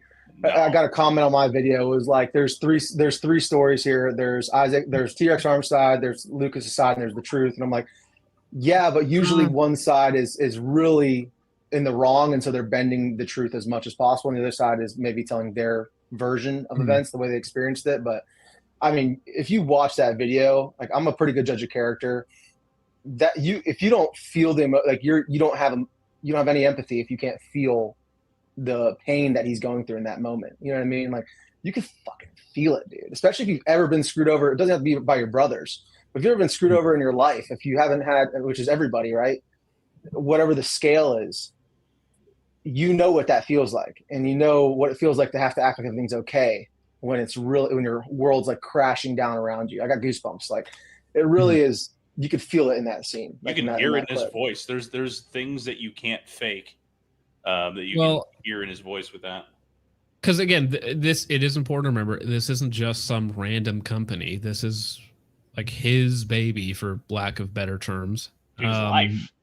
This is 13 years of his life, and this is still his brother's. And a really good point in this video that, which is very difficult, is he talks about forgiveness and reconciliation, which I big family, I get it. Not everybody wants that sort of thing. There are some hurts that go really deep and take a lot to heal. Sometimes it just takes a lot of time, but it's a very big person to be to say that you would like to have a relationship with your family, even if it's not right now, right?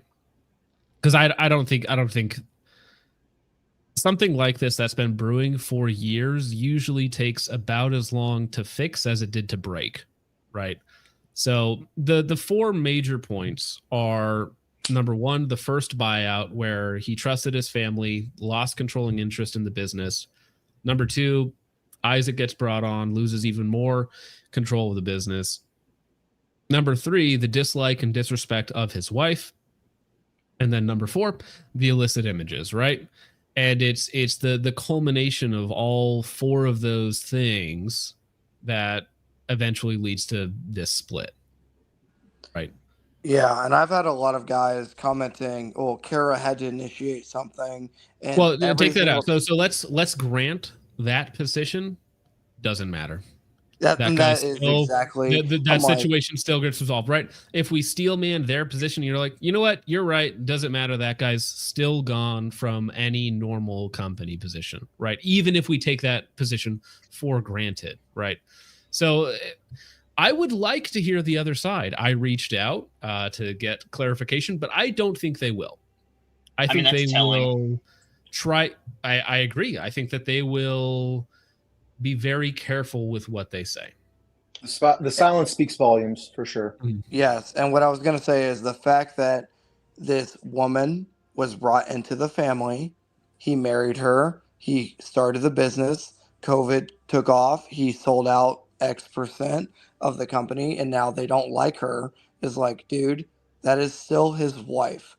And now Focus is bringing in like the family drama, you know what I mean? That aspect of it, of like, dude, at the end of the day, that is still your wife. And at some point, they didn't understand the bro code.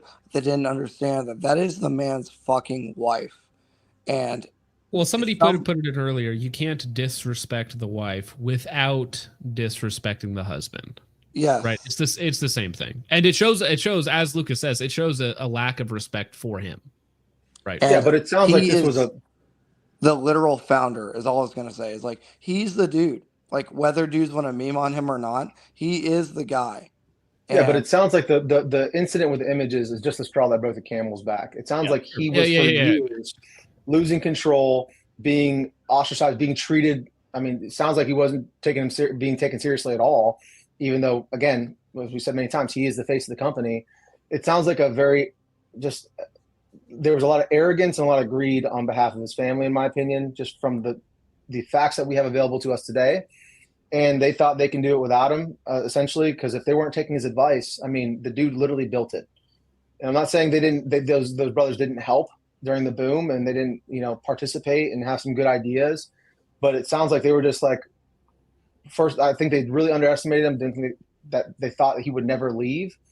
And he was just getting pushed and pushed and pushed to the point. And then it was just this one incident where he's like, look, I can't keep doing this, so I'm going to buy you guys out. And, he talked about running into those guys at the bar where he was like, I need to keep T-Rex Arms. And he felt like this is the only way forward is for me to buy them out. And he upped his offer substantially in his own words, and they still turned it down. I mean, that's like, they must have not thought he was going to leave or he was going to continue to up his offer. I mean, I don't know what the offer was or how much higher they wanted it to be, but I think in their minds, we're talking a lot of money. For 75% of the company, basically. We're talking a lot of money.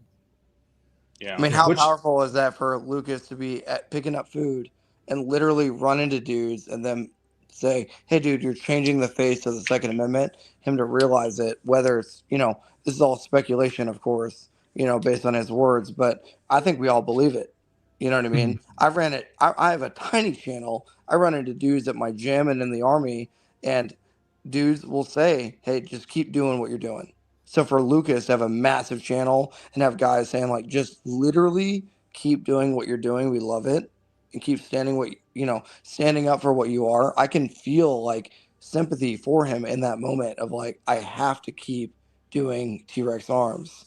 And that's powerful. Yeah, but in his heart of hearts, he knew it wasn't what he wanted it to be though at that point too. That's why he, again, tried to buy it and it was turned down. I mean, I think his brothers had no idea what this would be, and when he actually resigned, I mean, I'm sure they were shitting the bed when he actually decided I'm out. Well, I mean, you got to assume that like them choosing to let whoever this dude was go was their final attempt to say like, hey, dude, we get it, stay. You know what I mean? I think that was for them to save face with the community, not with both. Lucas, because at that point Lucas had already resigned. That part especially, yeah. It was so late. From what we know, it's so late. Well, and it reeks of that. It's evident. I agree, because the timeline is Lucas quits within a 2-day period. They get rid of that guy and then put out their video statement that guy's no longer there, right? And they didn't even mention that in the video. They added that, Isaac added that back in a comment responding to somebody else's comment in the video saying, oh, by the way, that guy doesn't work there anymore. Which, I mean, to me, they go on about integrity and honesty and transparency and whatnot, but to not even say that, oh yeah, we didn't fire him for 2.5 months, 3 months, and he actually lasted longer than Lucas did at the company. Yeah, it's crazy. Well, it's like an employee, not the son of an executive, and then somebody close to Lucas, not his wife, like that wouldn't come out. Like, what? Well, I don't see, that was the thing. It was like, we need to be transparent, but we're going to say absolutely nothing, and we're going to leave you with more questions than you had before you started watching the show. But like it was only 2 minutes long, and it didn't answer anything. Yeah, fucking stupid. I guess, yeah. And yeah, I mean, Isaac is a smart guy. He knows exactly what's going to happen if he puts out there somebody sent inappropriate pictures to someone close to Lucas. He knows exactly what people are going to speculate. Well, what did they think was going to happen? I think Lucas wasn't going to make a statement. Well, I'm actually curious about what the background. This is kind of a funny picture. Okay, right? You have David, and Isaac in the background, and David don't really go on camera much, and they're like, somebody has to make a statement. And they both just slowly turn to Isaac and they're like, "You're up, buddy. So go out there and do your best." And Isaac's like, "Gosh dang it." So he writes up this, Chat GPT script about like, how can I say nothing while talking for approximately 2 minutes? And then he goes out there and he publishes the video. Did they think What's that he wild wasn't is what I was gonna say is that not Isaac Talks, but T-Rex Talk, channel was slowly taking on steam, taking on subs recently, from what I've seen, because it came across my stuff with him and Brass Facts. It's like I'll listen to this on the way to work. I got a lot of early morning transits to work, so I'll listen to this, and it is so, I guess, saddening to hear all of this drama come out. It's like, okay, this guy might have had a lot going on behind the scenes. Well, Isaac right before he hit publish. I wonder if he thought this is going to taint my legacy for the next 10 years, because he had an impeccable legacy. You have the T-Rex Labs channel, you have the suppressor videos, you have the Bill videos, and all the other stuff that he's done. So for a long time, the meme was, I only watch T-Rex for Isaac. And now that's gone. So congratulations on that brilliant move. Now you watch T-Rex for Grayscale and Green. Goodbye. Yeah, no. You watch it. Jonathan Segura is on a tear. They're just funny. Picture of Trench with Centrophone. That's beyond criminal. Unbelievable. The focus trip. No, it's actually. Darn, do I have that photo? Hey, where did that cowboy picture of him come from? The one I saw it. Which cowboy? I was going to ask Trench publicly if I could use it on the thumbnail. What is it? It's you. You're like Ram Ranch maxing. I'll send it to you. Please, it's funny. It's funny. Use whatever, but focus. Please don't use the hard R that we talked about. No, I actually thought I need to clip that out of there. Please, anything but that, because I feel like there's a hard line in the army. This one's no. One around my neck because I'm gay.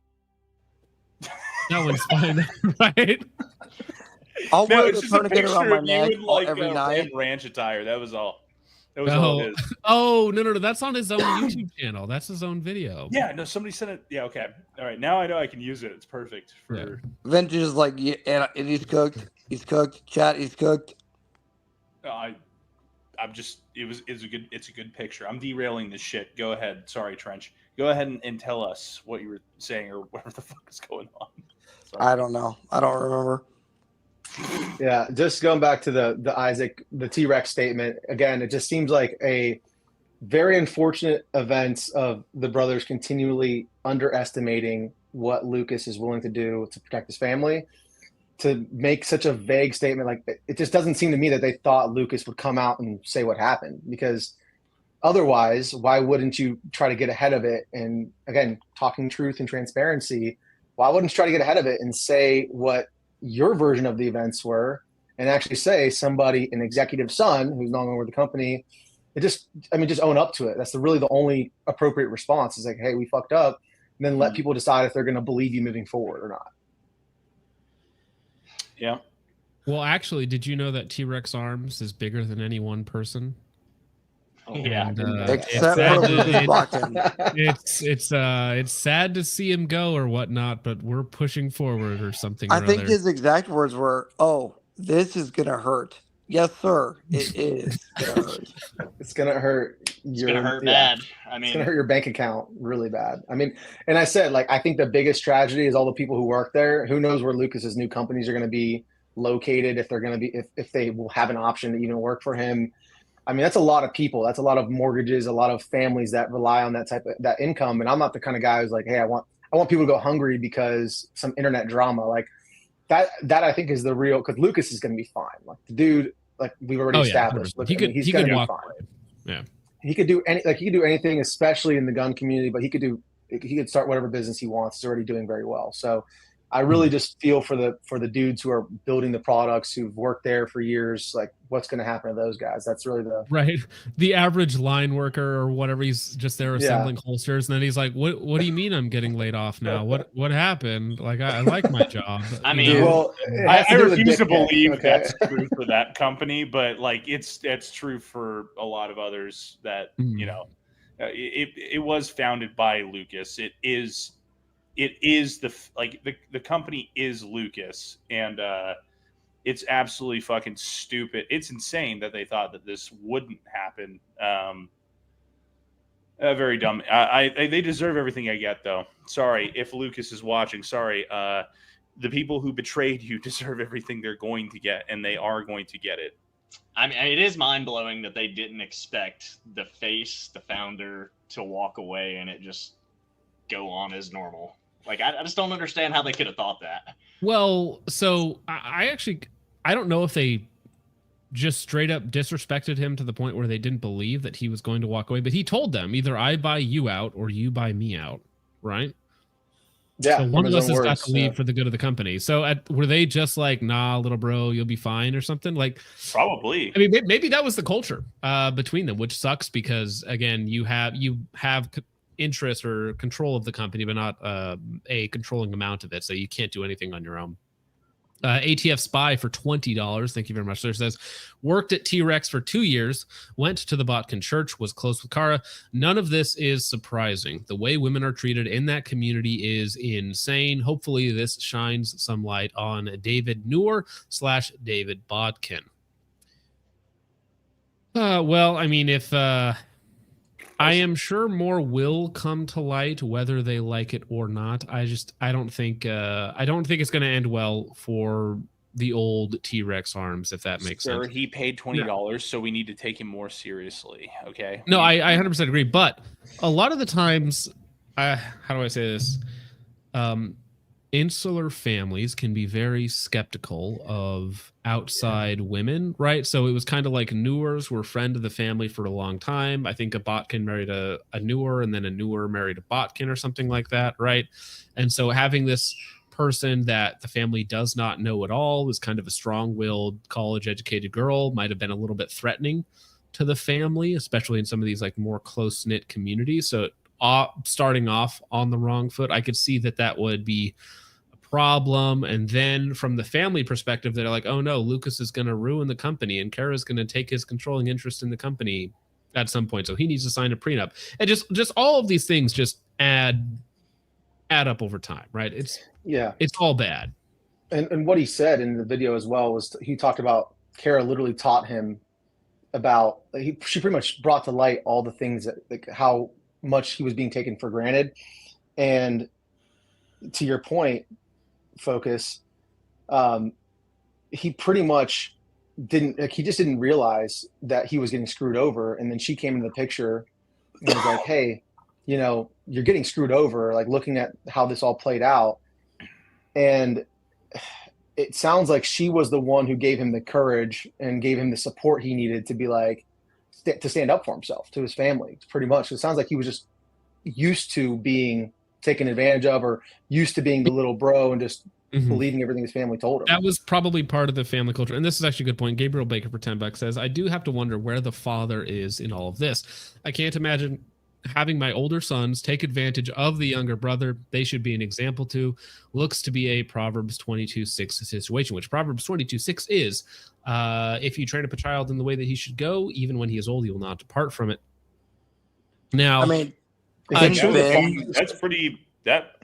an apt comment as far as I'm concerned. Well, is it true the father's on the executive board? Because somebody commented that on one of my video I did. I'm actually not sure if he's on he might actually be on one of the executive boards. I've seen him in videos before. He's a pastor.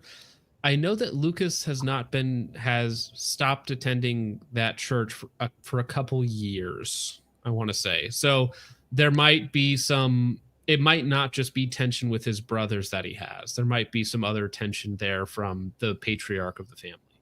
So that's John conspiratorial brain. That's not inside information stuff. That's just there might be more tension there. So it might be because, again, Isaac's the oldest.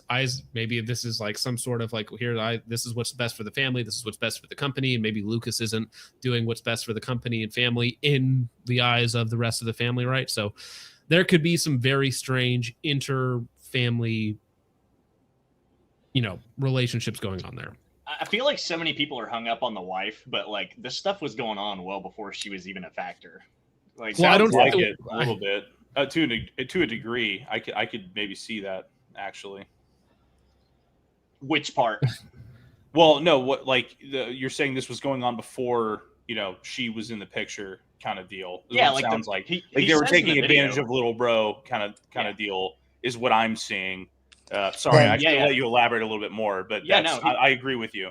He said in the video that like all the paperwork, so like he started in 14, 16 was when the paperwork got brought up, the two Davids, which confuses the hell out of me if I'm being honest. The two Davids, like David Botkin, David Noor. Yeah, David and David came to him and said, like, hey, we want to come into this thing, and they took ownership. He didn't know it at the time, but like, dude, when you grow up in I'm just speculating here, but he grew up in a Christian household. He has brothers, dude. He had no reason to not trust his brothers. You know what I'm saying? What probably happened is he was like, oh, I have 40% and they have 30 and 30. Therefore, I have controlling interest in the company. No. It's just being an experience, though. I mean, how many of us have been in business and you figure it out as you go? I mean, 100%. That's how it is. Is Lucas the first adult child star that's been taken advantage of, as an actual adult, right? Because you ever heard of Drake Bell? I mean, to bring up a personal aspect to this, I think it was 2 years ago, Lucas very openly said he's struggling with his marriage. He's working on his marriage. He's turning towards the gym. He's turning towards religion, and he's working on it with Kara. And to see this all transpire over the past, 24 months after he very openly said he had issues, that they were addressing together, it is just saddening to see everything unfold and see what he was facing on a personal level, and now a deeper personal level with his family and his company, and now his, community, which, as cringy as it sounds, is literally the guys watching this video and us right now. So it's a lot of stuff in his life that has all transpired over the course of 2 years. So, just see him battle all three aspects at one time is a lot. Imagine having to choose between your brothers and your biological family and the woman that you're in love with, the woman you're trying to start a life with. Biological family, basically. Exactly. And just struggling with that. You have to give props to him, though. He stood by his morals. I mean, I think he was right in what he did. Yeah, based on everything we know. Right, yeah. And he's been battling this publicly. Like, he would post going to therapy, he would post this on Instagram, and guys would fucking dog on him or whatever. But to see all of this now, we know recently though why. I mean, it's kind of been a meme to hate on Lucas, and it kind of almost always has been. I mean, the PSR stuff that had happened the most recently in my mind, you had a lot more people attacking him then, but he was also there were I'm aware of the stuff from before, but it almost became a meme because he wasn't really doing anything that egregious at any point, and he was popular for a reason. Yeah. I've always been very neutral towards the guy, kind of like here or there. I did disagree in the way that he went after PSR, and only because he didn't go into detail. It felt like a hit and run, and that was the only reason I disagree. Right, yeah, got to go harder. Yeah, no, I mean, if you're gonna do it, go in, and there's gayer people to make fun of. At that time, there were gayer people to go after. It's like having a passing comment at somebody versus being like actually XYZ reason, and this is why. That's been my only criticism of him ever. Outside of that, I at least agree with some of his morals, right? So. I'm inclined to feel for the guy a little bit more than not. You know what I mean? Like prior to. Well, just from a human perspective, just whether you like his content or not, like everybody's experienced betrayal, everybody's experienced. Yeah. But on the level, but then you put it to the level of which he's going through it. It just. It's hard. It's hard to hate him right now. If you're a hater of Lucas Botkin, right now, especially, yeah. Well, you can disagree with Lucas's political takes and be like, he doesn't deserve to be scammed out of his own company by his own brothers, right? Yeah. Both can be true at the same time. Exactly. Correct, 100%. Bulge deep in. Bulge deep in vagina from 99 says hold women accountable. I 1000% agree with you. I just don't know if it's applicable in this situation, right? Because according to Lucas, he got the number from a family function at his house that he paid for the company, right? Because his wife was doing the RSVPs, and there were no prior messages from this person. So from what we know at this point in time, there is she didn't do anything. That is the current story as we know it. Now, in the future, if more information comes out, then I, again, am welcome to hear it. I did ask. They didn't provide. So as we have one side of the story right now, and that's probably all we're ever going to get unless we drag it out of them kicking and screaming. But thank you for the $10, sir. Yeah, I'd like to know more about the 3 photos. Was it 3 all at once? And, I can see some guy being like, hey, dude, I dare you to send the owners. Dude, it would be epic if you texted. I'm not excusing it, but if it were like a Friday night or something, I could understand maybe a little bit.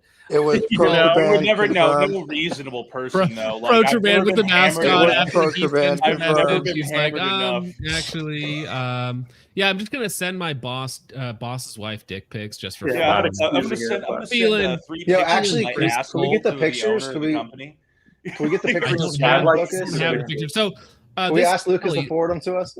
No, oh my gosh. Don't worry, we'll send it in Discord. Actually, we have a penis inspector on Discord.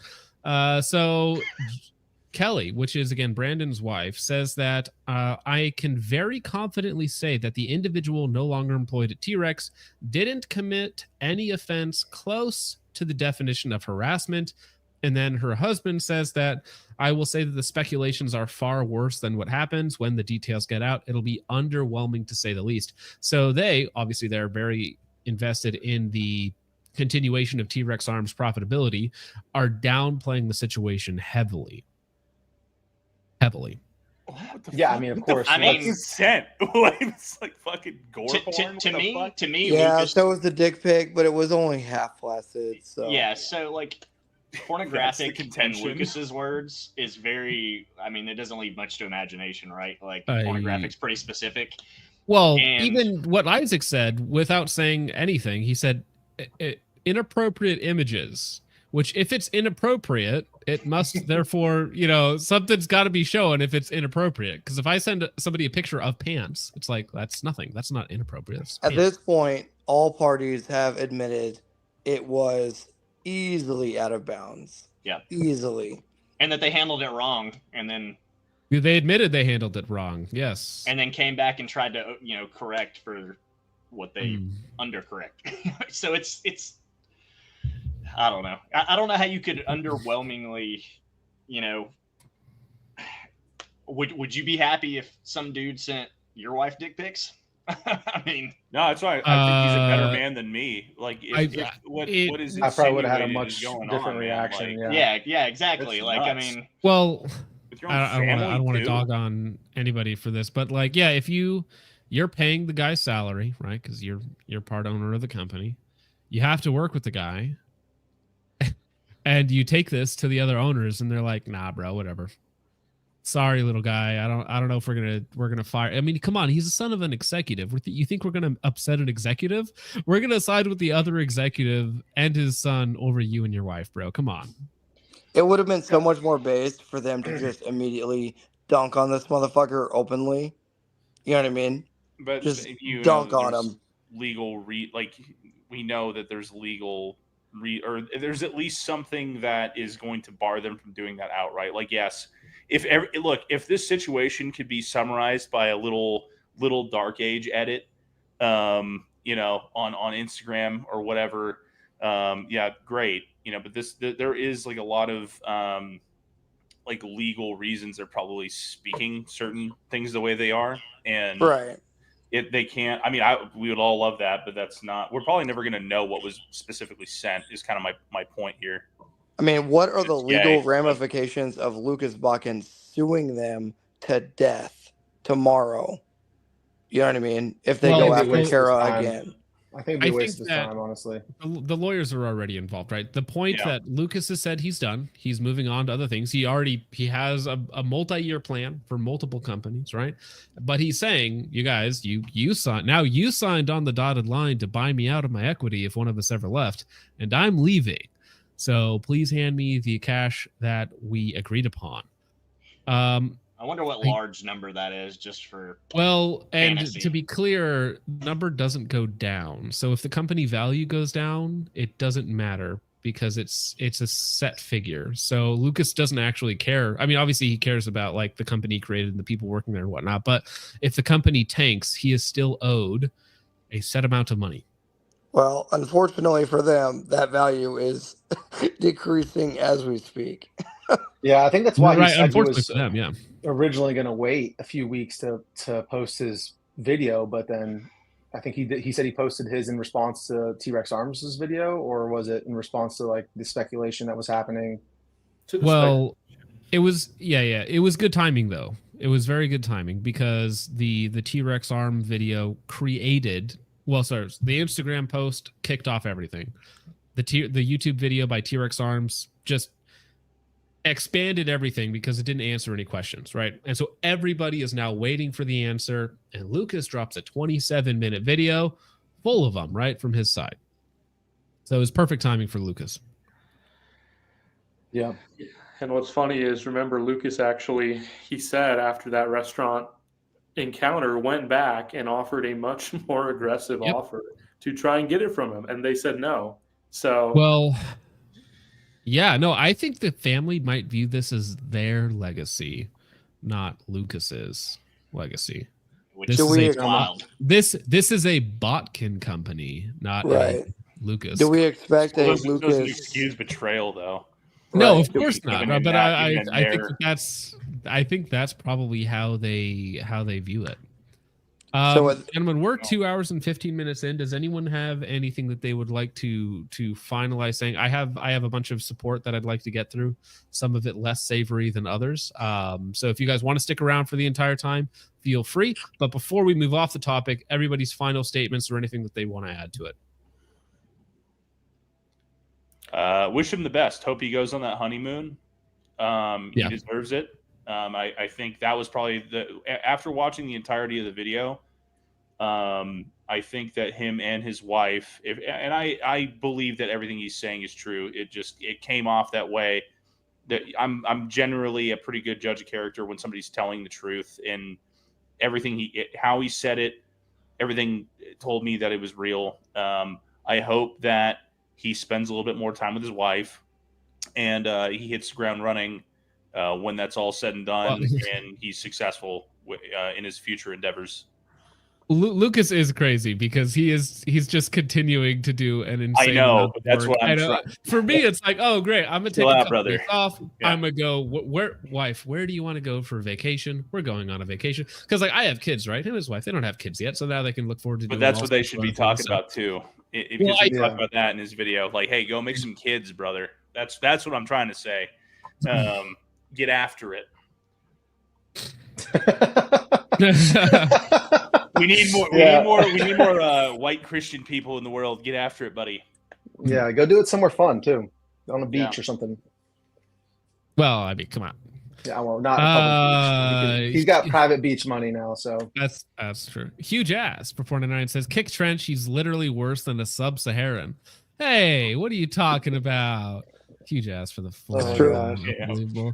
Okay, so sorry, I didn't mean to interject. If anybody else has another statement that they'd like to throw out there, obviously wish Lucas all the best in all of his new companies, and I'll give you guys the floor. Yeah, I mean, similar to him, I wish him the best. Lucas is obviously, in my opinion, he's a good dude. I agree. I don't think we have any reason to not take him at his word, unless some other bombshell comes out. The dude's going to be successful no matter what he does. But dude, I hope he finds peace with it with his wife. And I know in his video he wanted to, make amends in the future. I hope he gets that. The whole situation is sad. Dude, good luck to him. Yeah, I wanted to say, again, I've said it already, but I feel for everybody who works at T-Rex Arms. But I mean, yeah, you guys said it best. That's pretty much what I got. Thanks, Focus. Appreciate you, man. Absolutely. I appreciate you hanging on, man. Both of you and Unbound and Vintage and Protrabrand and Trench. Protrabrand, final statement. Yeah, I'll just add, I wish the best for Lucas. People meme on him, but in stuff like this, it is more important to, support and stick together. And I think this shows you too the power of the audience. people say, well, it doesn't really matter. They're big companies, whatever. It does matter. T-Rex Arms went from a very viable company to now they're going to have a really hard time. So, and that's because of what the audience judges their character to be. Sig went through it, and now they will as well. So it's all due to regular people like you and me. 100%. Well said. Trench, final statement. I was asked to put a poll in the chat to kick Trench, and Trench did lose, but I am going to give you a final statement before we have our first execution live on stream. Oh, thank God. I made it. So good.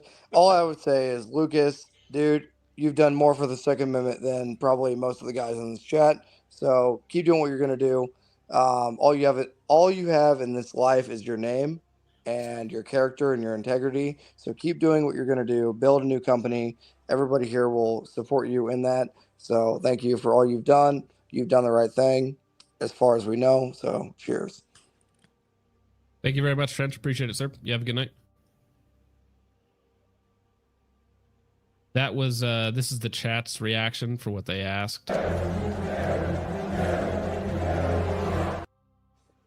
Now, jokes aside, thank you, Trench, for coming on, hanging out. The chat actually doesn't dislike Trench as much as they meme on him for, because he only lost by like 15% or something. So it was actually closer than you might think. People were warming up to him. I refuse to believe that they're not. It's now a joke. It's a meme. It's a meme about how much they hate Trench. It's not actually real. And for instance, da for 189 says, thanks for having Trench on. I agree. There you go, buddy. You got one.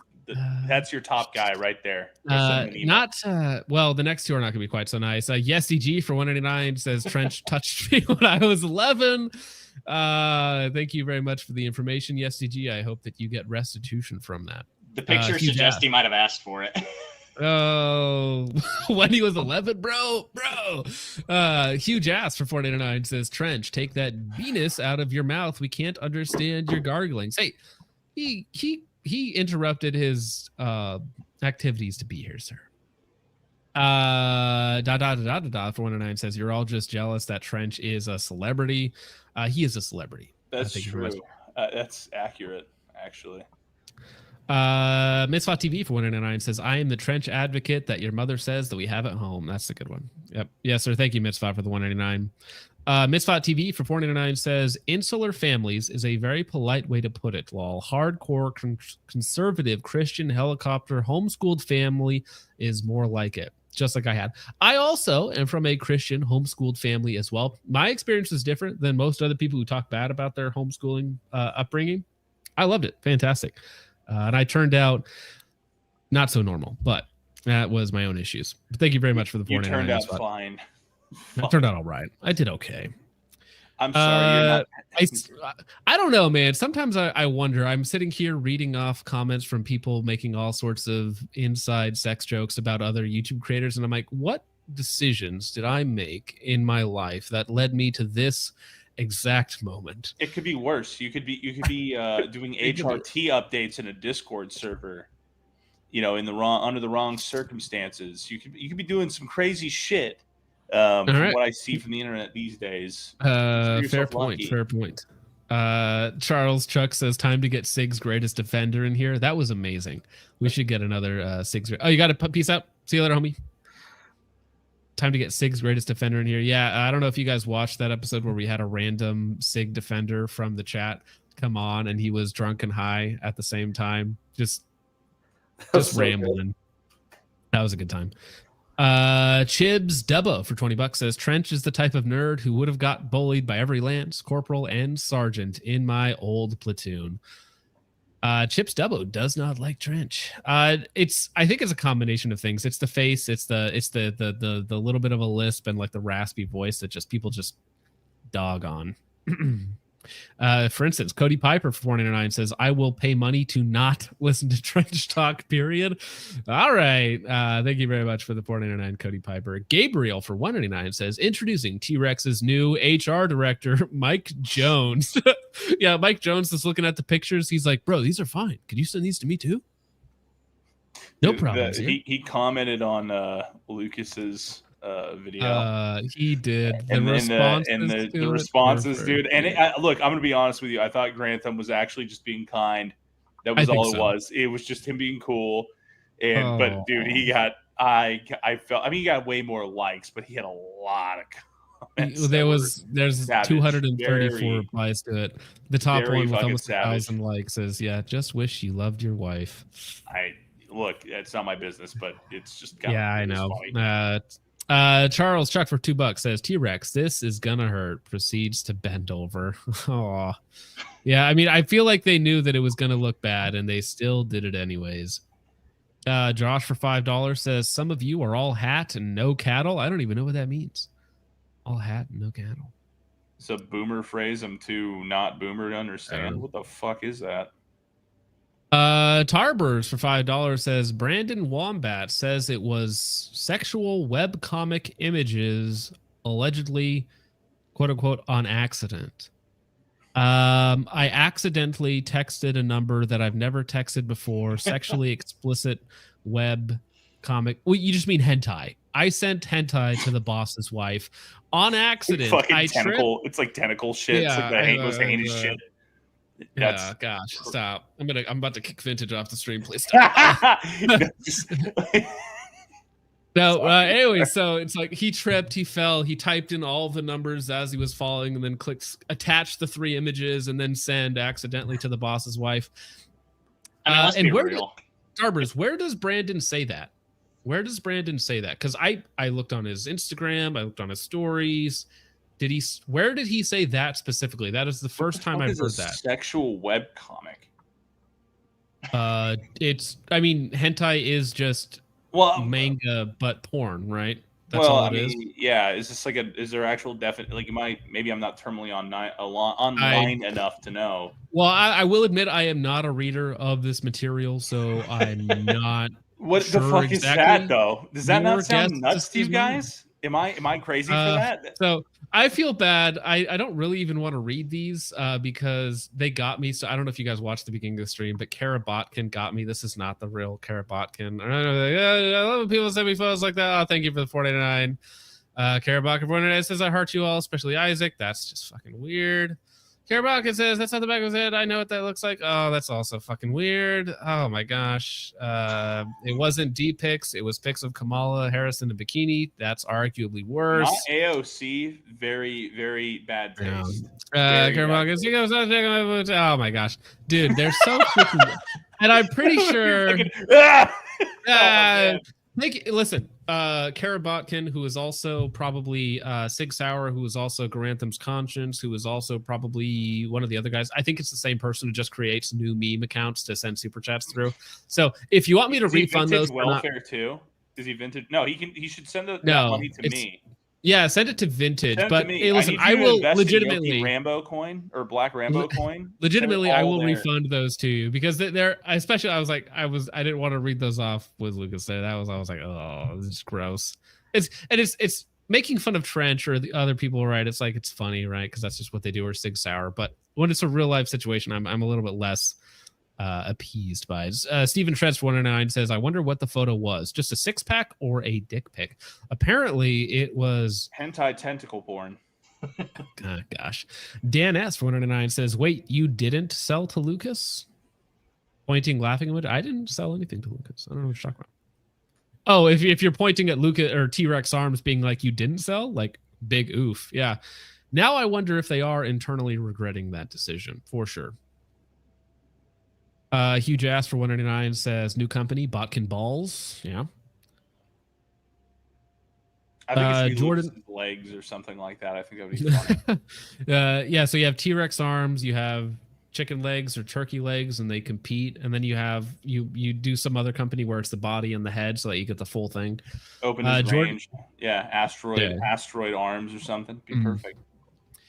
Jordan Poole for $5 said, some siblings only ever see you as little bro, not a grown man, and they treat you as such, like taking advantage of you.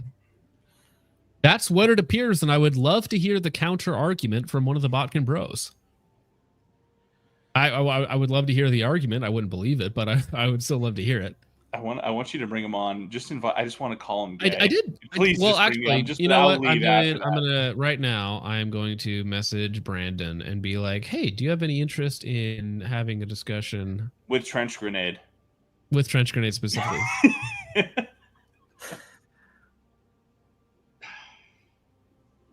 To get the other side if you have time for a live stream at some point. Okay. All right. I think they will respond eventually, Focus, because their other option right now is watch the company tank, don't you think? They Or might respond they're trying to ride after it out. Lucas being on. Actually, they might. I mean, They might respond, but also, like they're in a contract with Lucas. They can't not buy out his shares at some point. Yeah. So, and Lucas has not even said anything disparaging about T-Rex Arms. but he Lucas doesn't has have to never. do much, No, though. I know, but Lucas has never said don't buy. Lucas has even said, "Oh, they have great products. I still have all my stuff. I'm not burning my stuff." Right? He has talked about his family specifically in the way that they did business with him, but he's never accused them of any sort of illegal activity or said that you shouldn't buy from them. He's been which I know it's destroyed their reputation, which is funny, but he has been very careful with what he said. But this is 'Cause I don't mainly know- like a moral issue right now Correct. when it comes to the Yeah. community. So, And I don't know if it's pretty obvious he didn't sign a non-compete. Otherwise, he wouldn't be able to open a company in the same space. I think he said has said he didn't. Yeah, actually, no, you're right. He did comment that he did not sign a non-compete. So I don't think he's in violation of anything. So I don't know what they would get him on. Jonathan Velez for $2 says Lucas about to turn into Johnny Bravo with morals. Yeah, that was when we were talking about him getting bulked up and working out, and you were like, "Hey, just don't put him on trend." Yeah, just avoid the GT pipeline, and you'll be good to go, bro. Thank you, Jonathan, for the $2. Noob Actual for $4.99 says, being in logistics, Lucas should try to get into the trucking side of the gun space. Small companies like ours would love to support the industry. Logistics is something like trucking and stuff like this. Both my brothers are truckers. Two of my brothers, I should say, are truckers. But it's something I know almost nothing about. So I don't know how you would integrate that into the industry. But if you got an idea, you should try and sell it to somebody. Nick for $5 says, this situation kind of reminds me of how child movie stars often get taken advantage of by their family. This is very true. And again, he grew up, I don't know if actually Protraband, I think you might have been the one to send me this, but the old Botkin documentaries, have you guys ever seen these? Vintage or Unbound? What are you talking about? Have you guys ever seen the what's it called? The old Botkin family documentaries? Just any of the I've heard of it. Yeah, people have given me like a TLDR. I might pull one up real fast just because it has a super quick cameo of Lucas in it when he's like 10 years old, and he just does not sound or look the same. He's like super completely right. he's like 300 pounds. No. So they do a homeschool documentary and like for like second generation homeschooling and stuff like that. I think this might have been tied to one of their dad's foundations or something, but the chat will probably enjoy this. So let me see if I can find it. This is most of the Lucas Botkin family, and there for like a quick second. This is from 2010. This is a while ago. That is Mr. Lucas Botkin. Credit to our early forefathers. Luke, what's that Dr. Carlson quote again?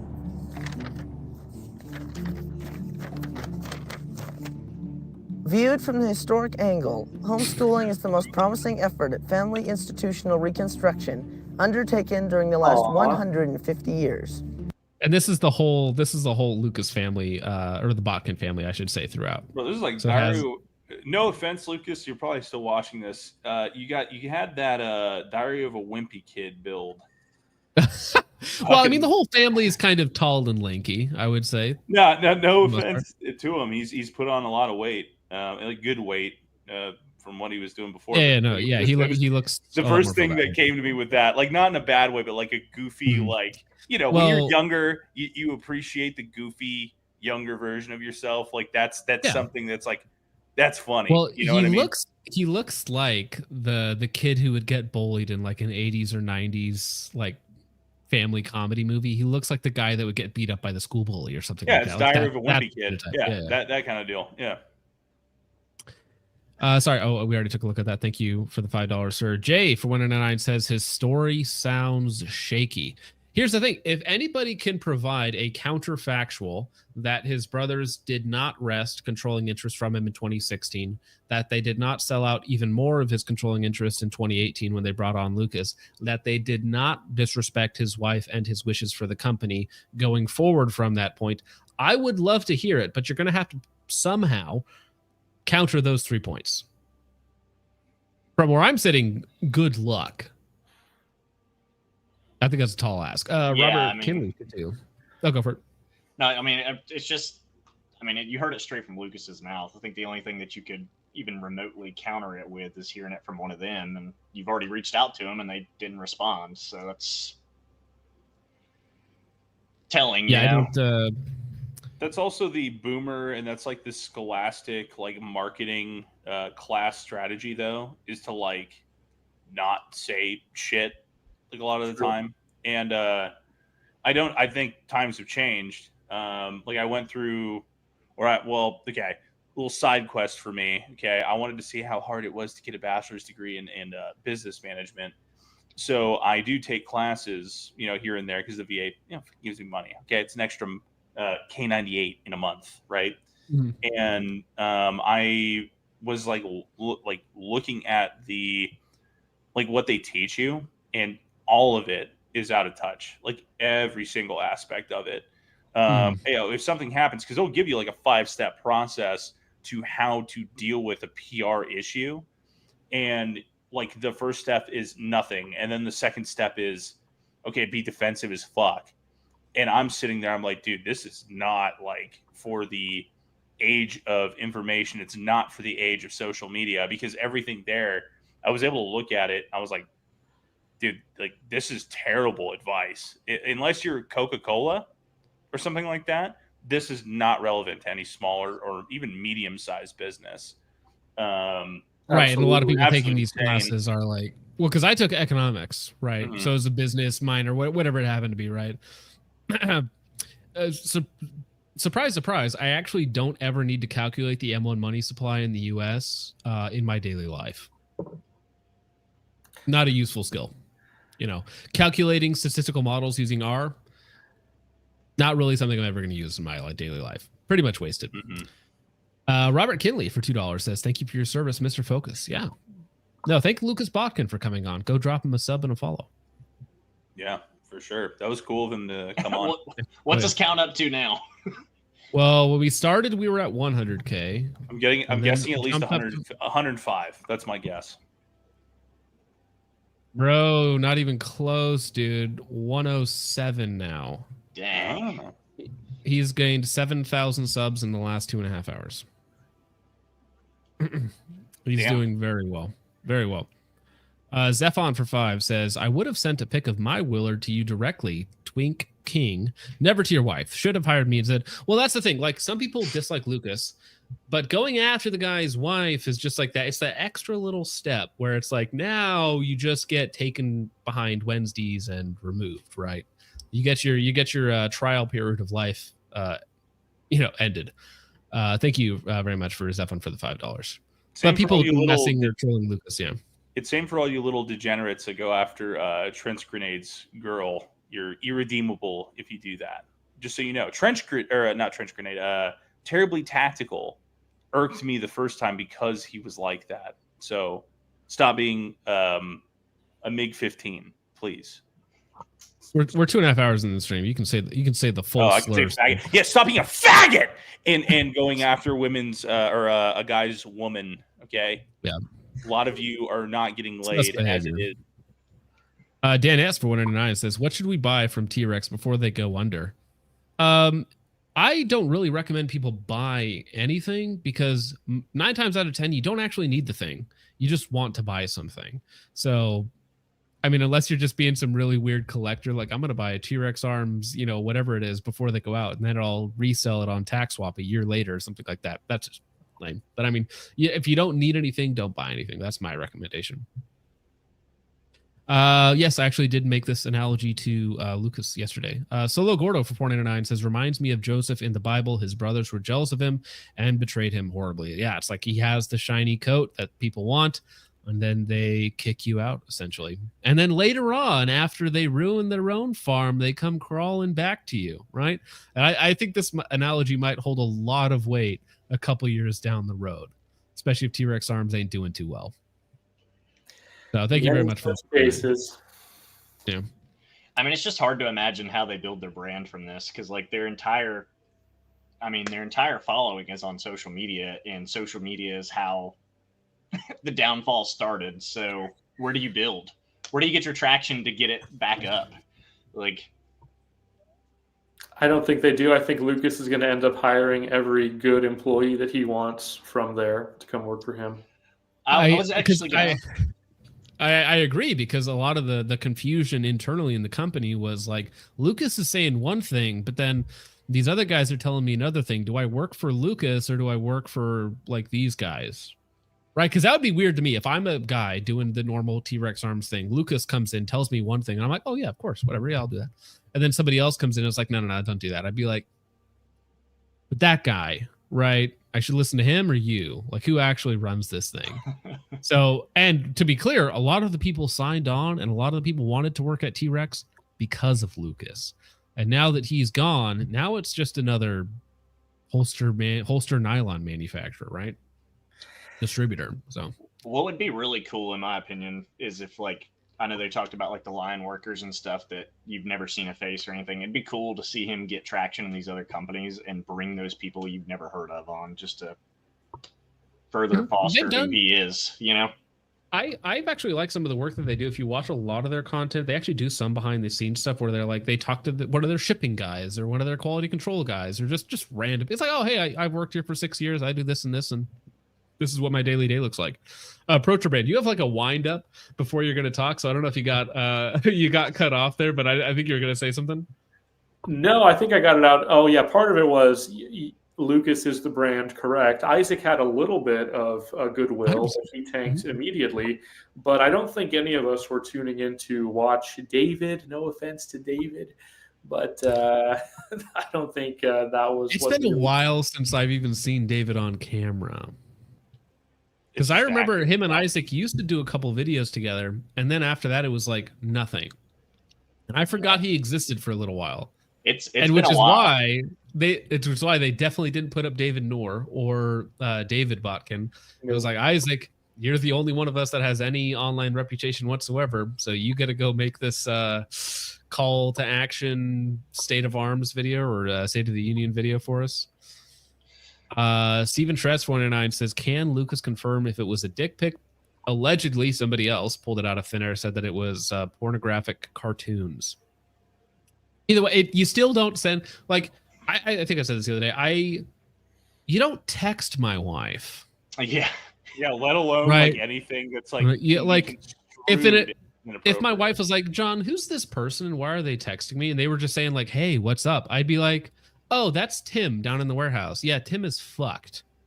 Yeah, and that's not abnormal. Like, where I don't understand how you could even like, let alone an explicit, like, because the definitions of explicit and like porn are different, right? But like, you talk to somebody I don't want you to. Like, if I'm the owner of the company, like, are you stupid? Yeah, it'd be the same thing as if like they texted a kid, right? It's like, no, my family is not part of work, especially since she doesn't work at the company, right? So she wasn't actually working there. So there is no reason for an employee to contact any of my family members at any point, unless it's because I died at work. Yeah, right? That's basically like, hey, you need to get to the hospital. Next of kin kind of communication, and outside of that, what are you doing, bro? Yeah. So whether or not it was explicit porn, sexual cartoons, whatever it happened to be, doesn't like kind of irrelevant, right? Yeah. Hey, I mean, there's levels. There's levels to it, right? It's inappropriate here, or inappropriate here, or inappropriate all the way up here, or however inappropriate you want to make it. Still the wrong thing to do. Still texting the wife of the co-owner of the company, bad idea. Gabriel Baker for $4.99 says, God bless you, Lucas. Thank you for being a true example for young men. I can't express how much of a role model you've been for me. And I know it sucks to be the guy in that position, but I think a lot of people will learn from mistakes that we make as more public people. And it always sucks to be the guy that people are learning from, but it will legitimately help other people. And he can now, this is kind of a cool opportunity. He has to show, like, literally, like, vlog basically the building up. How do you do it from start to finish? New companies, right? So I think that will actually be an interesting change in content from Mr. Botkin. Thank you very much. I think that was one of his aspirations anyway. I remember seeing a video of his like months ago where he wanted to do that. Like, well, you could tell all this stuff was brewing because when he was saying that a couple months ago, he was in talks to try and buy out them or leave. Right. So COD for $2 says, prayers for you and your wife, Lucas. 100%. Thank you, COD, for the $2. Huge ass for 49 says, make sure not to hire shekel folk in your next company.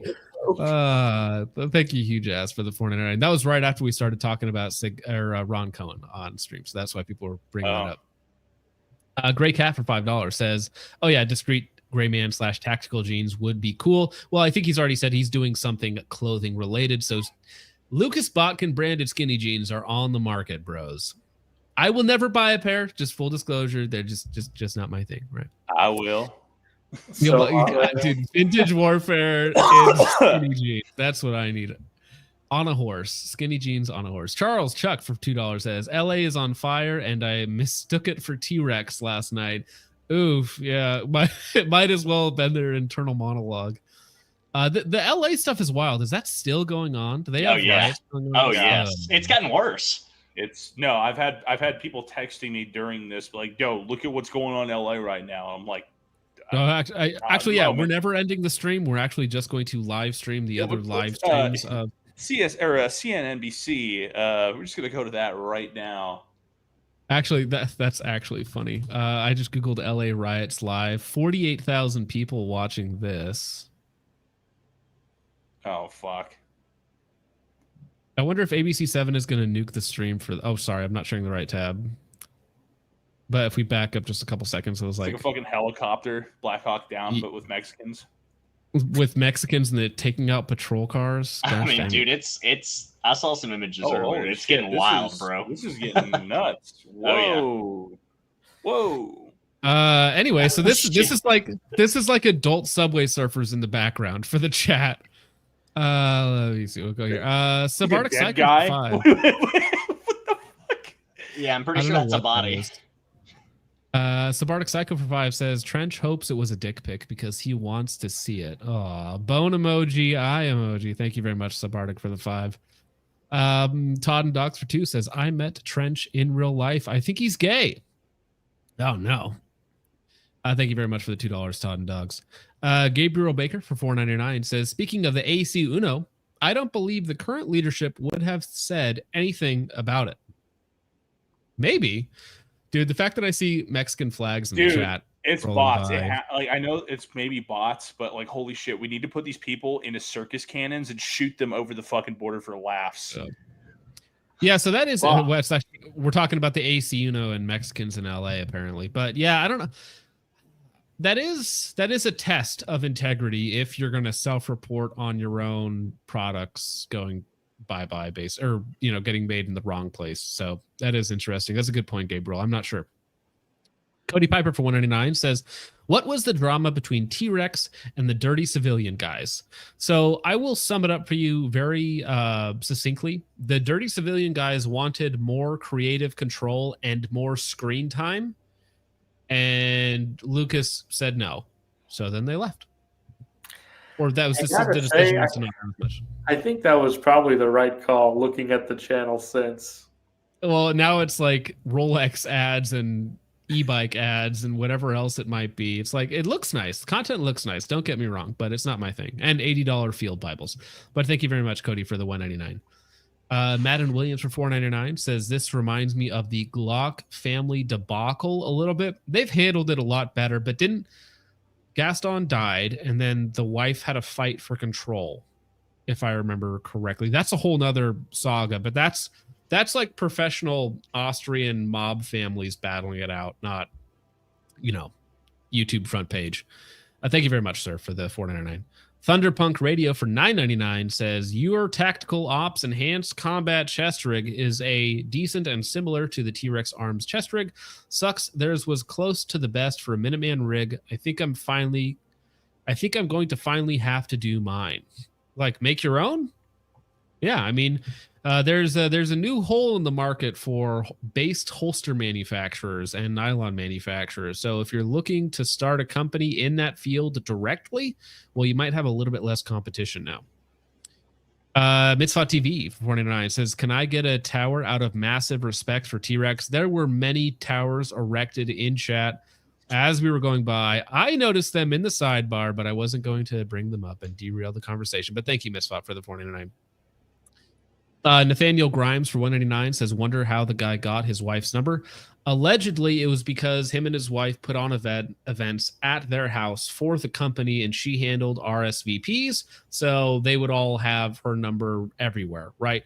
And again, the guy was the son of an executive, so he probably could have gotten her number just by going through his dad's phone at one point, right? Or something like that. Thank you for the $1.99, sir. Plastic Guy for $2 says, regardless of content, yes, correct, 100%.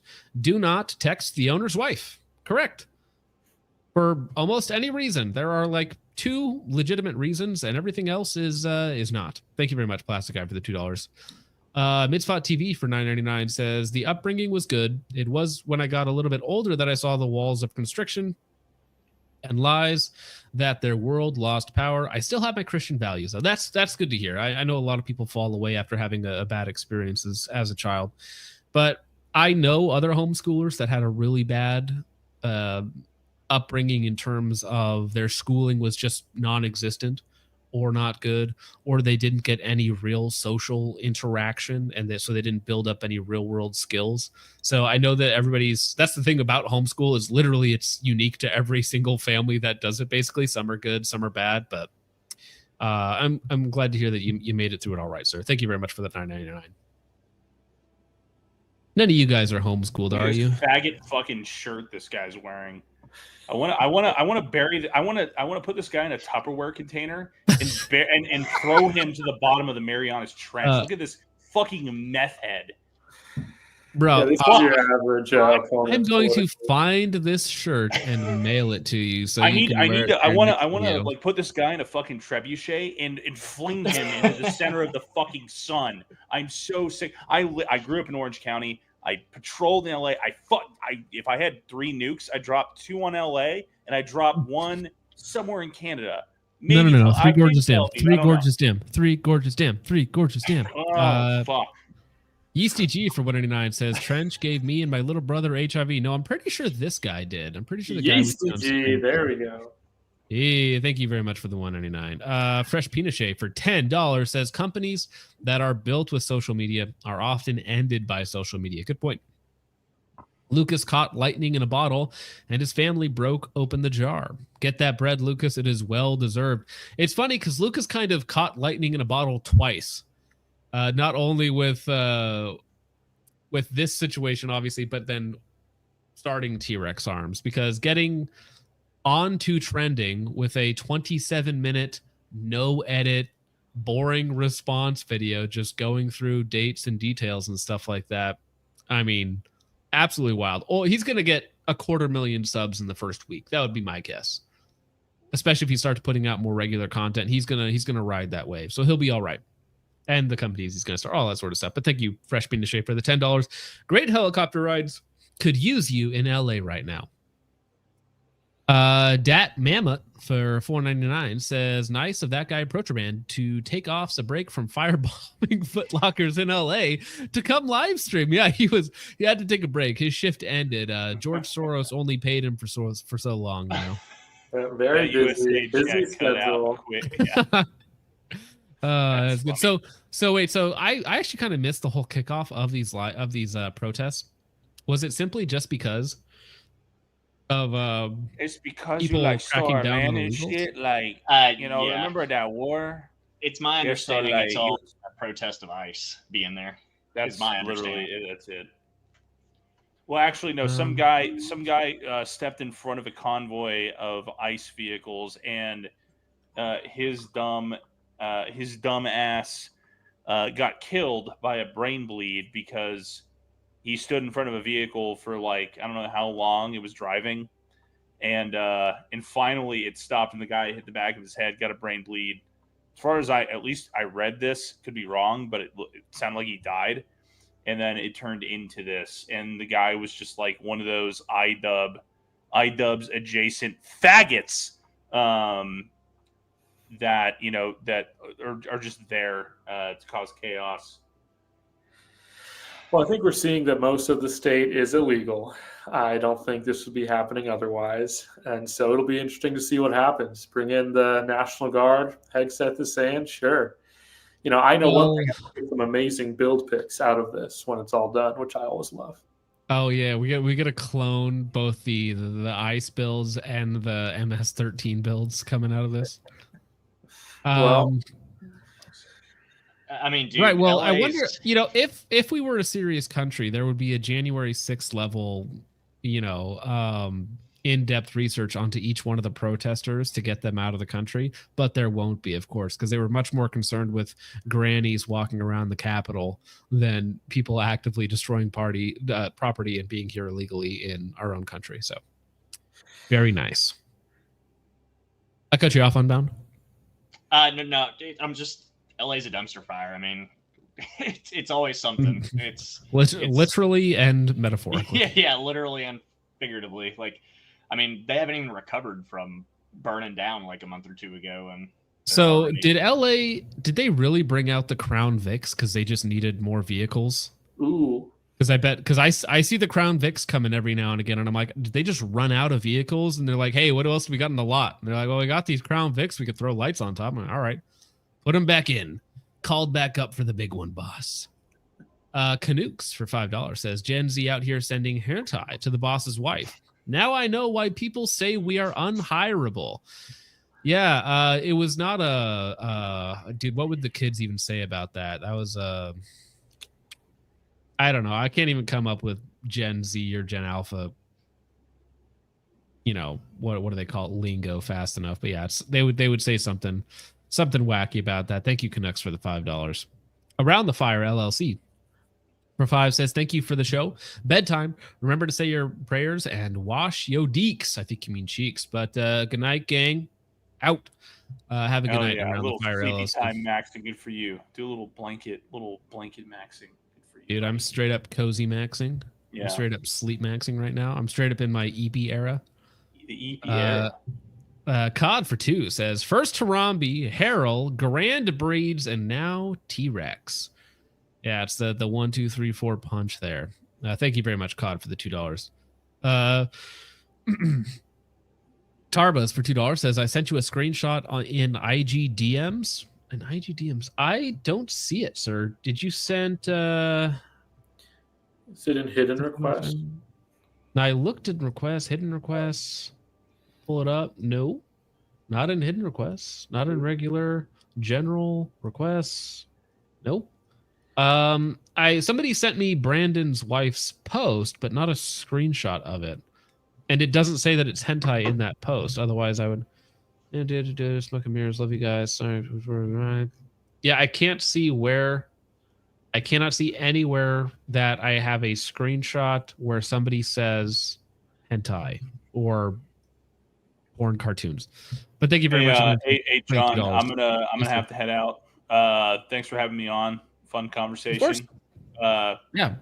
Approach Brand, Unbound. Nice hanging out with you guys. Have a good night. Talk to you later, John. Peace out, Vintage. Have a great time. Later, chat. Later. I'll just take a mouthful. He's figuring out how to exit. My offense piece 499 says, this whole thing reminds me of Brett Cooper and Daily Wire with the comment section on YouTube channel. I never watched Brett Cooper or Daily Wire, so I know that situation happened, but I did not follow that very closely. I know Daily Wire, didn't their founders go out of business or because it was the one guy, the boring guy, plus Shapiro were fighting it out for control or something like that. So I don't follow that situation closely. You guys know anything about that? Yeah, Boring was out, really similar to where they fired their top talent and thought they could just replace them and keep rolling. So really similar in that kind of way, and then totally crashed afterwards. Yeah, not a great plan, but thank you very much, my fans, for the $4.99. Noob Actual for $1.99 says going to make a T-Rex Exodus or Exodus. I think it might mean Exodus. Yeah, I think a lot of people are making their Exodus from the T-Rex Arms YouTube channel. Mass migration. I'd be interested to check in the morning to see if that 10 minus 10,000 number goes up, because those are just general numbers. Those aren't specifics. Like that 10K just means 10K, somewhere between 8 and 15, I think. Mitzvah TV for $1.99 says, please clip Vin Rage yelling Frogger. I will clip that, actually. That would be a good clip. Mr. T for $10 says, I may just have a different upbringing, but one thing I just can't wrap my head around, is why they would treat Lucas's wife like they did. Well, if we take Lucas aside, I think that they viewed her as a threat to what they wanted to do with Lucas. I agree. I mean, Correct. I mean, it's pretty telling. Like, again, they, looking back at his stuff, 16, they posted the video or the paperwork like, hey, we want to come in and take it. And then now you have this female that comes in and is like, hey, man, they're taking advantage of you. Like, that's a threat to what you're trying to do to your brother. Yeah, once she starts on that path of, hey, these guys are actually screwing you, they're never going to accept her into, you know, the clan, so to speak. I mean, you're talking about millions of dollars. You know what I'm saying? So, like, if that's your objective is to take control of a company that is worth millions of dollars, and somebody comes and interferes with that, like, of course you're not going to be liked by those parties. You know what I mean? Absolutely. Here we go. So yeah, this is Brandon Wombat saying that it was 3 sexualized web comics. Sorry, weird stuff, but not a dick pack. They were sent accidentally. I don't buy the accidentally part. That's 3, huh? Well, especially if she didn't have. She says that she did not have any messages from this person before. So that means that he had to click on her name if he had her name saved in his phone, or type in her phone number, attach multiple photos, and then press the send button, right? Yeah, well, you ever push share and it's like some Korean app or something weird that you'd never use? Like, I'm not defending the guy, but maybe in that way. Maybe if let's war game it. So if she had just sent him an RSVP for a event at the Lucas household, and then he clicks on 3 images and hits share, and then the first thing that pops up is the last message he got, which just happened to be from her, and he just fat fingers it. I mean, you could say accidentally, but that's got to be cleared up. Like, yes. I don't know what you're on, unsend, whatever it might be. And that also, it kind of sounds like cope. Or just like, I'm sorry, that was an accident. Yeah. You know? Yeah, and one would think if, like, you accidentally sent that to your, you know, founder of the company, you would, exactly like what you're just saying, you would immediately be like, oh shit, sorry. Yeah. And the immediate out would be to post the screenshot. Like right. So, I mean, I don't know how you actually. I don't know if that makes it any better. So well, it's like when a congressman accidentally sends a dick pic to somebody. It's like, well, even if I grant that was an accident, maybe that's not something you should be doing on the congressional floor. I mean, just saying, okay? I accidentally sent the AOC pics. I'm sorry, guys. Thought that was the group chat. My bad. So, big milkers, so sorry. No, maybe he was sending, and maybe he's like, I think these are funny. If these are webcomic, like maybe I'll get a reaction from her if I send these. Or maybe, I don't know. But 3 is a lot. Well, and is a webcomic of Was it somebody like doing a webcomic of her or Lucas? Because that would add another level. Or was it like just something that's already out there that he sent? Again, we don't know. We don't know. So, yeah. I've always just take the approach, don't text the boss's wife, but what do I know? I think that makes a lot of sense. We do have that confirmed from her himself. So, T Birder Dev for $10 says, I went to an art school. I knew a guy that was flamboyantly gay. He used to be a born again Christian until he was molested at Bible camp by a preacher, Millstone. Sometimes the church is its own enemy. That's very true. That, I mean, if you look throughout church history, whatever it may be, the failure to root out evil within the church, just that's the single biggest argument against the church is when the church allows evil to exist within it, right? And you don't police your own. Yeah, very sad. Right, so I'm sorry to hear that, man. That is a terrible thing to happen. Kara Botkin for $1.99 says, send illegals to our house. I love tacos. No, I don't. You know, for some reason, I don't think they're going to be making it that far into Tennessee. But thank you, Kara. Jonathan Segura for $4.99 says, have you seen Valhalla VFT's video on John McAfee bin Laden comments on Megyn Kelly? Oh, Valhalla was on Megyn Kelly. Interesting. No, but if I've heard from people that knows things like Matt Prank and some of the other guys in that community, they don't like John McPhee. So, and Valhalla kind of sniffs these guys out as well. So I'm imagining that they're not complimentary towards Mr. McPhee. So I mean, I'd be interested in actually taking a look at that. Not tonight, but at some point in the future. Thank you for sending me that, sir. Thank you for the $4.99. Dogman Defense, last one, says the riots will be used as an excuse to use Palantir AI targeting software against U.S. citizens. Patriot Act 2.0. Look into how this is used by the IDF. Now, that is actually a pretty reasonable take. For a schizo take, that's pretty reasonable. Deploy the Palantir, and we will just use facial tracking on every U.S. citizen so we can track down these rioters, right, guys? This surely will not be used for nefarious purposes later on. I assure you. Yep, Laura Loomer is on Twitter calling for exactly that right now, the Palantir. So, very sad. At Focus Trip says McPhee was on Megyn Kelly. So Valhalla did a video on McPhee on Megyn Kelly. Okay.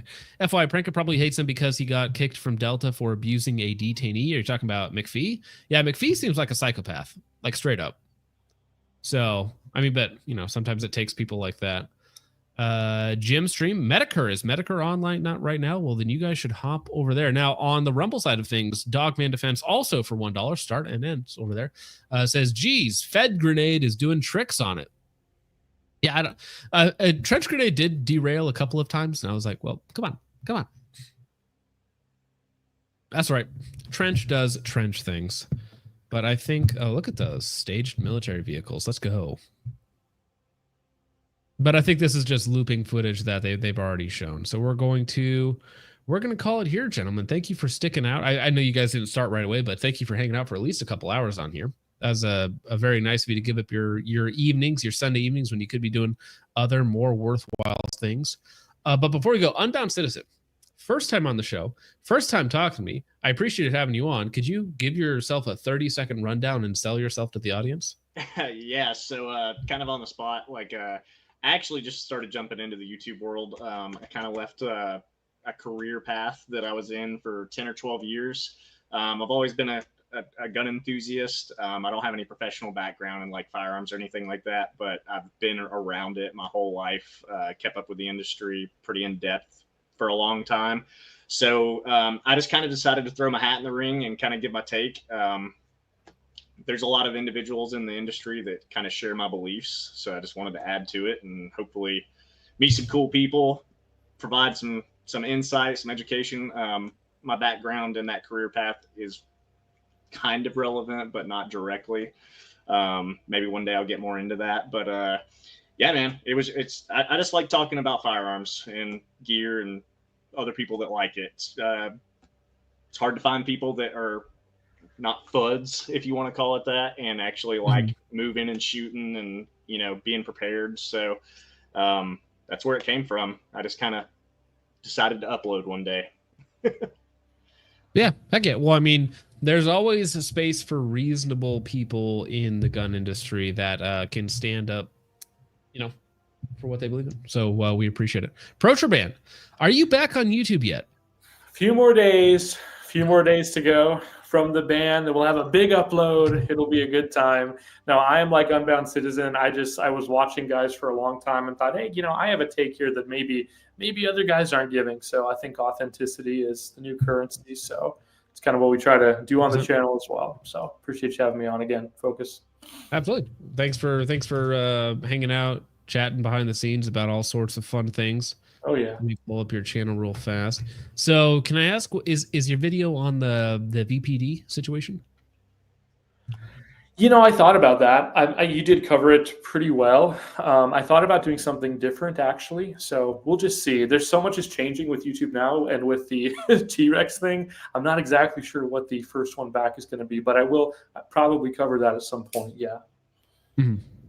Yeah, it's just lots of wild stuff, and I want to see the video of that from VPD. Yes, because from what they claim in the documents, that it's repeatable in a dry fire environment. I just want to see it. Right, that's what everybody wants. Everybody wants a slow HD video. Absolutely. And apparently, the Texas police, the Denver police have been able to repeat the P320 issue as well. So trying to figure that one out. Dude, I think a lot of people are dropping them right now. Like a lot. Well, be careful if you do that. Yeah, don't do it literally. But the question is do you think they're all going back to Glocks? They are now 47. That's what Vancouver did. So VPD went back to the 47, or not back, but they adopted the 47. My buddy, who's also in Washington State as a officer up there, they switched from the P320, which he had just got, to a Shadow Systems gun. So Glock, very nice. But so. Yeah, so I mean, I would expect MNP to pick up a lot of the slack too. Just because they're filling the gaps. If people don't want to go directly back to Glock, then MNP is probably one of the big brands that slots in right behind SIG and Glock for that sort of thing. Maybe Staccato is probably picking up some slack too, because I know some people are picking up the HDs or whatnot. So yeah, everything always comes back to Glock. PDP, Walther PDP, another good one as well. Yeah, I don't know if departments have been issuing the PDP much. I don't know if I've ever seen a cop have a PDP. I'm sure somebody's done it. Yeah, Walter's been going hard on Ellie. Well, listen, not to derail into the SIG conversation, but all of the other companies smell blood in the water. Oh yeah. There's room for LE contracts now. Military contracts, not yet, but LE contracts, they're opening up, because I think the VPD has 1,800 officers. Ooh. So. And they're all switching back to Glocks, 18 times 300 for the blue label pricing, 350, whatever it happens to be. I mean, we're talking, 6-figure contracts or more if we're talking about maintenance profiles and stuff like that. So, yeah, lots of money to be made, not for SIG, but for everybody else. But all right, gentlemen, I want to thank you all so much for hanging out, for watching. I want to thank Lucas Botkin and his wife for coming on the show, hanging out, taking time from their sushi date night to hang out with all of us here, which was incredibly kind. For everybody that watched, liked, shared, subscribed, check out everybody on the panel. Links are in the comments, and if I can remember, I will put them in the description as well. But once again, thank you so much for watching. I hope you all enjoyed. I will see you in the next one. God bless. Man, these people took my peace from me, then they froze my bank account. I got so much hurt inside me, got no way to let it out. Think I'm stuck in the silence, where's my faith? I'm dying. Yes, I was a mess, but now I walk with Zion. The post that I'm dropping on Twitter, they tell me, hey, don't preach that. Now people don't see me in public, I'm riding with Jesus laid back. With all of the money and fame, still couldn't get my peace back. With all of the money and fame, still don't get to see my children. People see my Twitter, but they don't feel what I'm feeling. So I turn to Jesus, yeah, now I'm forgiven. Praise him, Lord Jesus. Praise him, Lord Jesus. They don't understand the things I say on Twitter. Praise him, Lord Jesus. They don't understand the things I say on Twitter. All my people worship, praise him, Lord Jesus. Praise him, Lord Jesus. Praise him, Lord Jesus. All my people worship, praise him, Lord. wanna pray in Japan. I put the cross on the bench.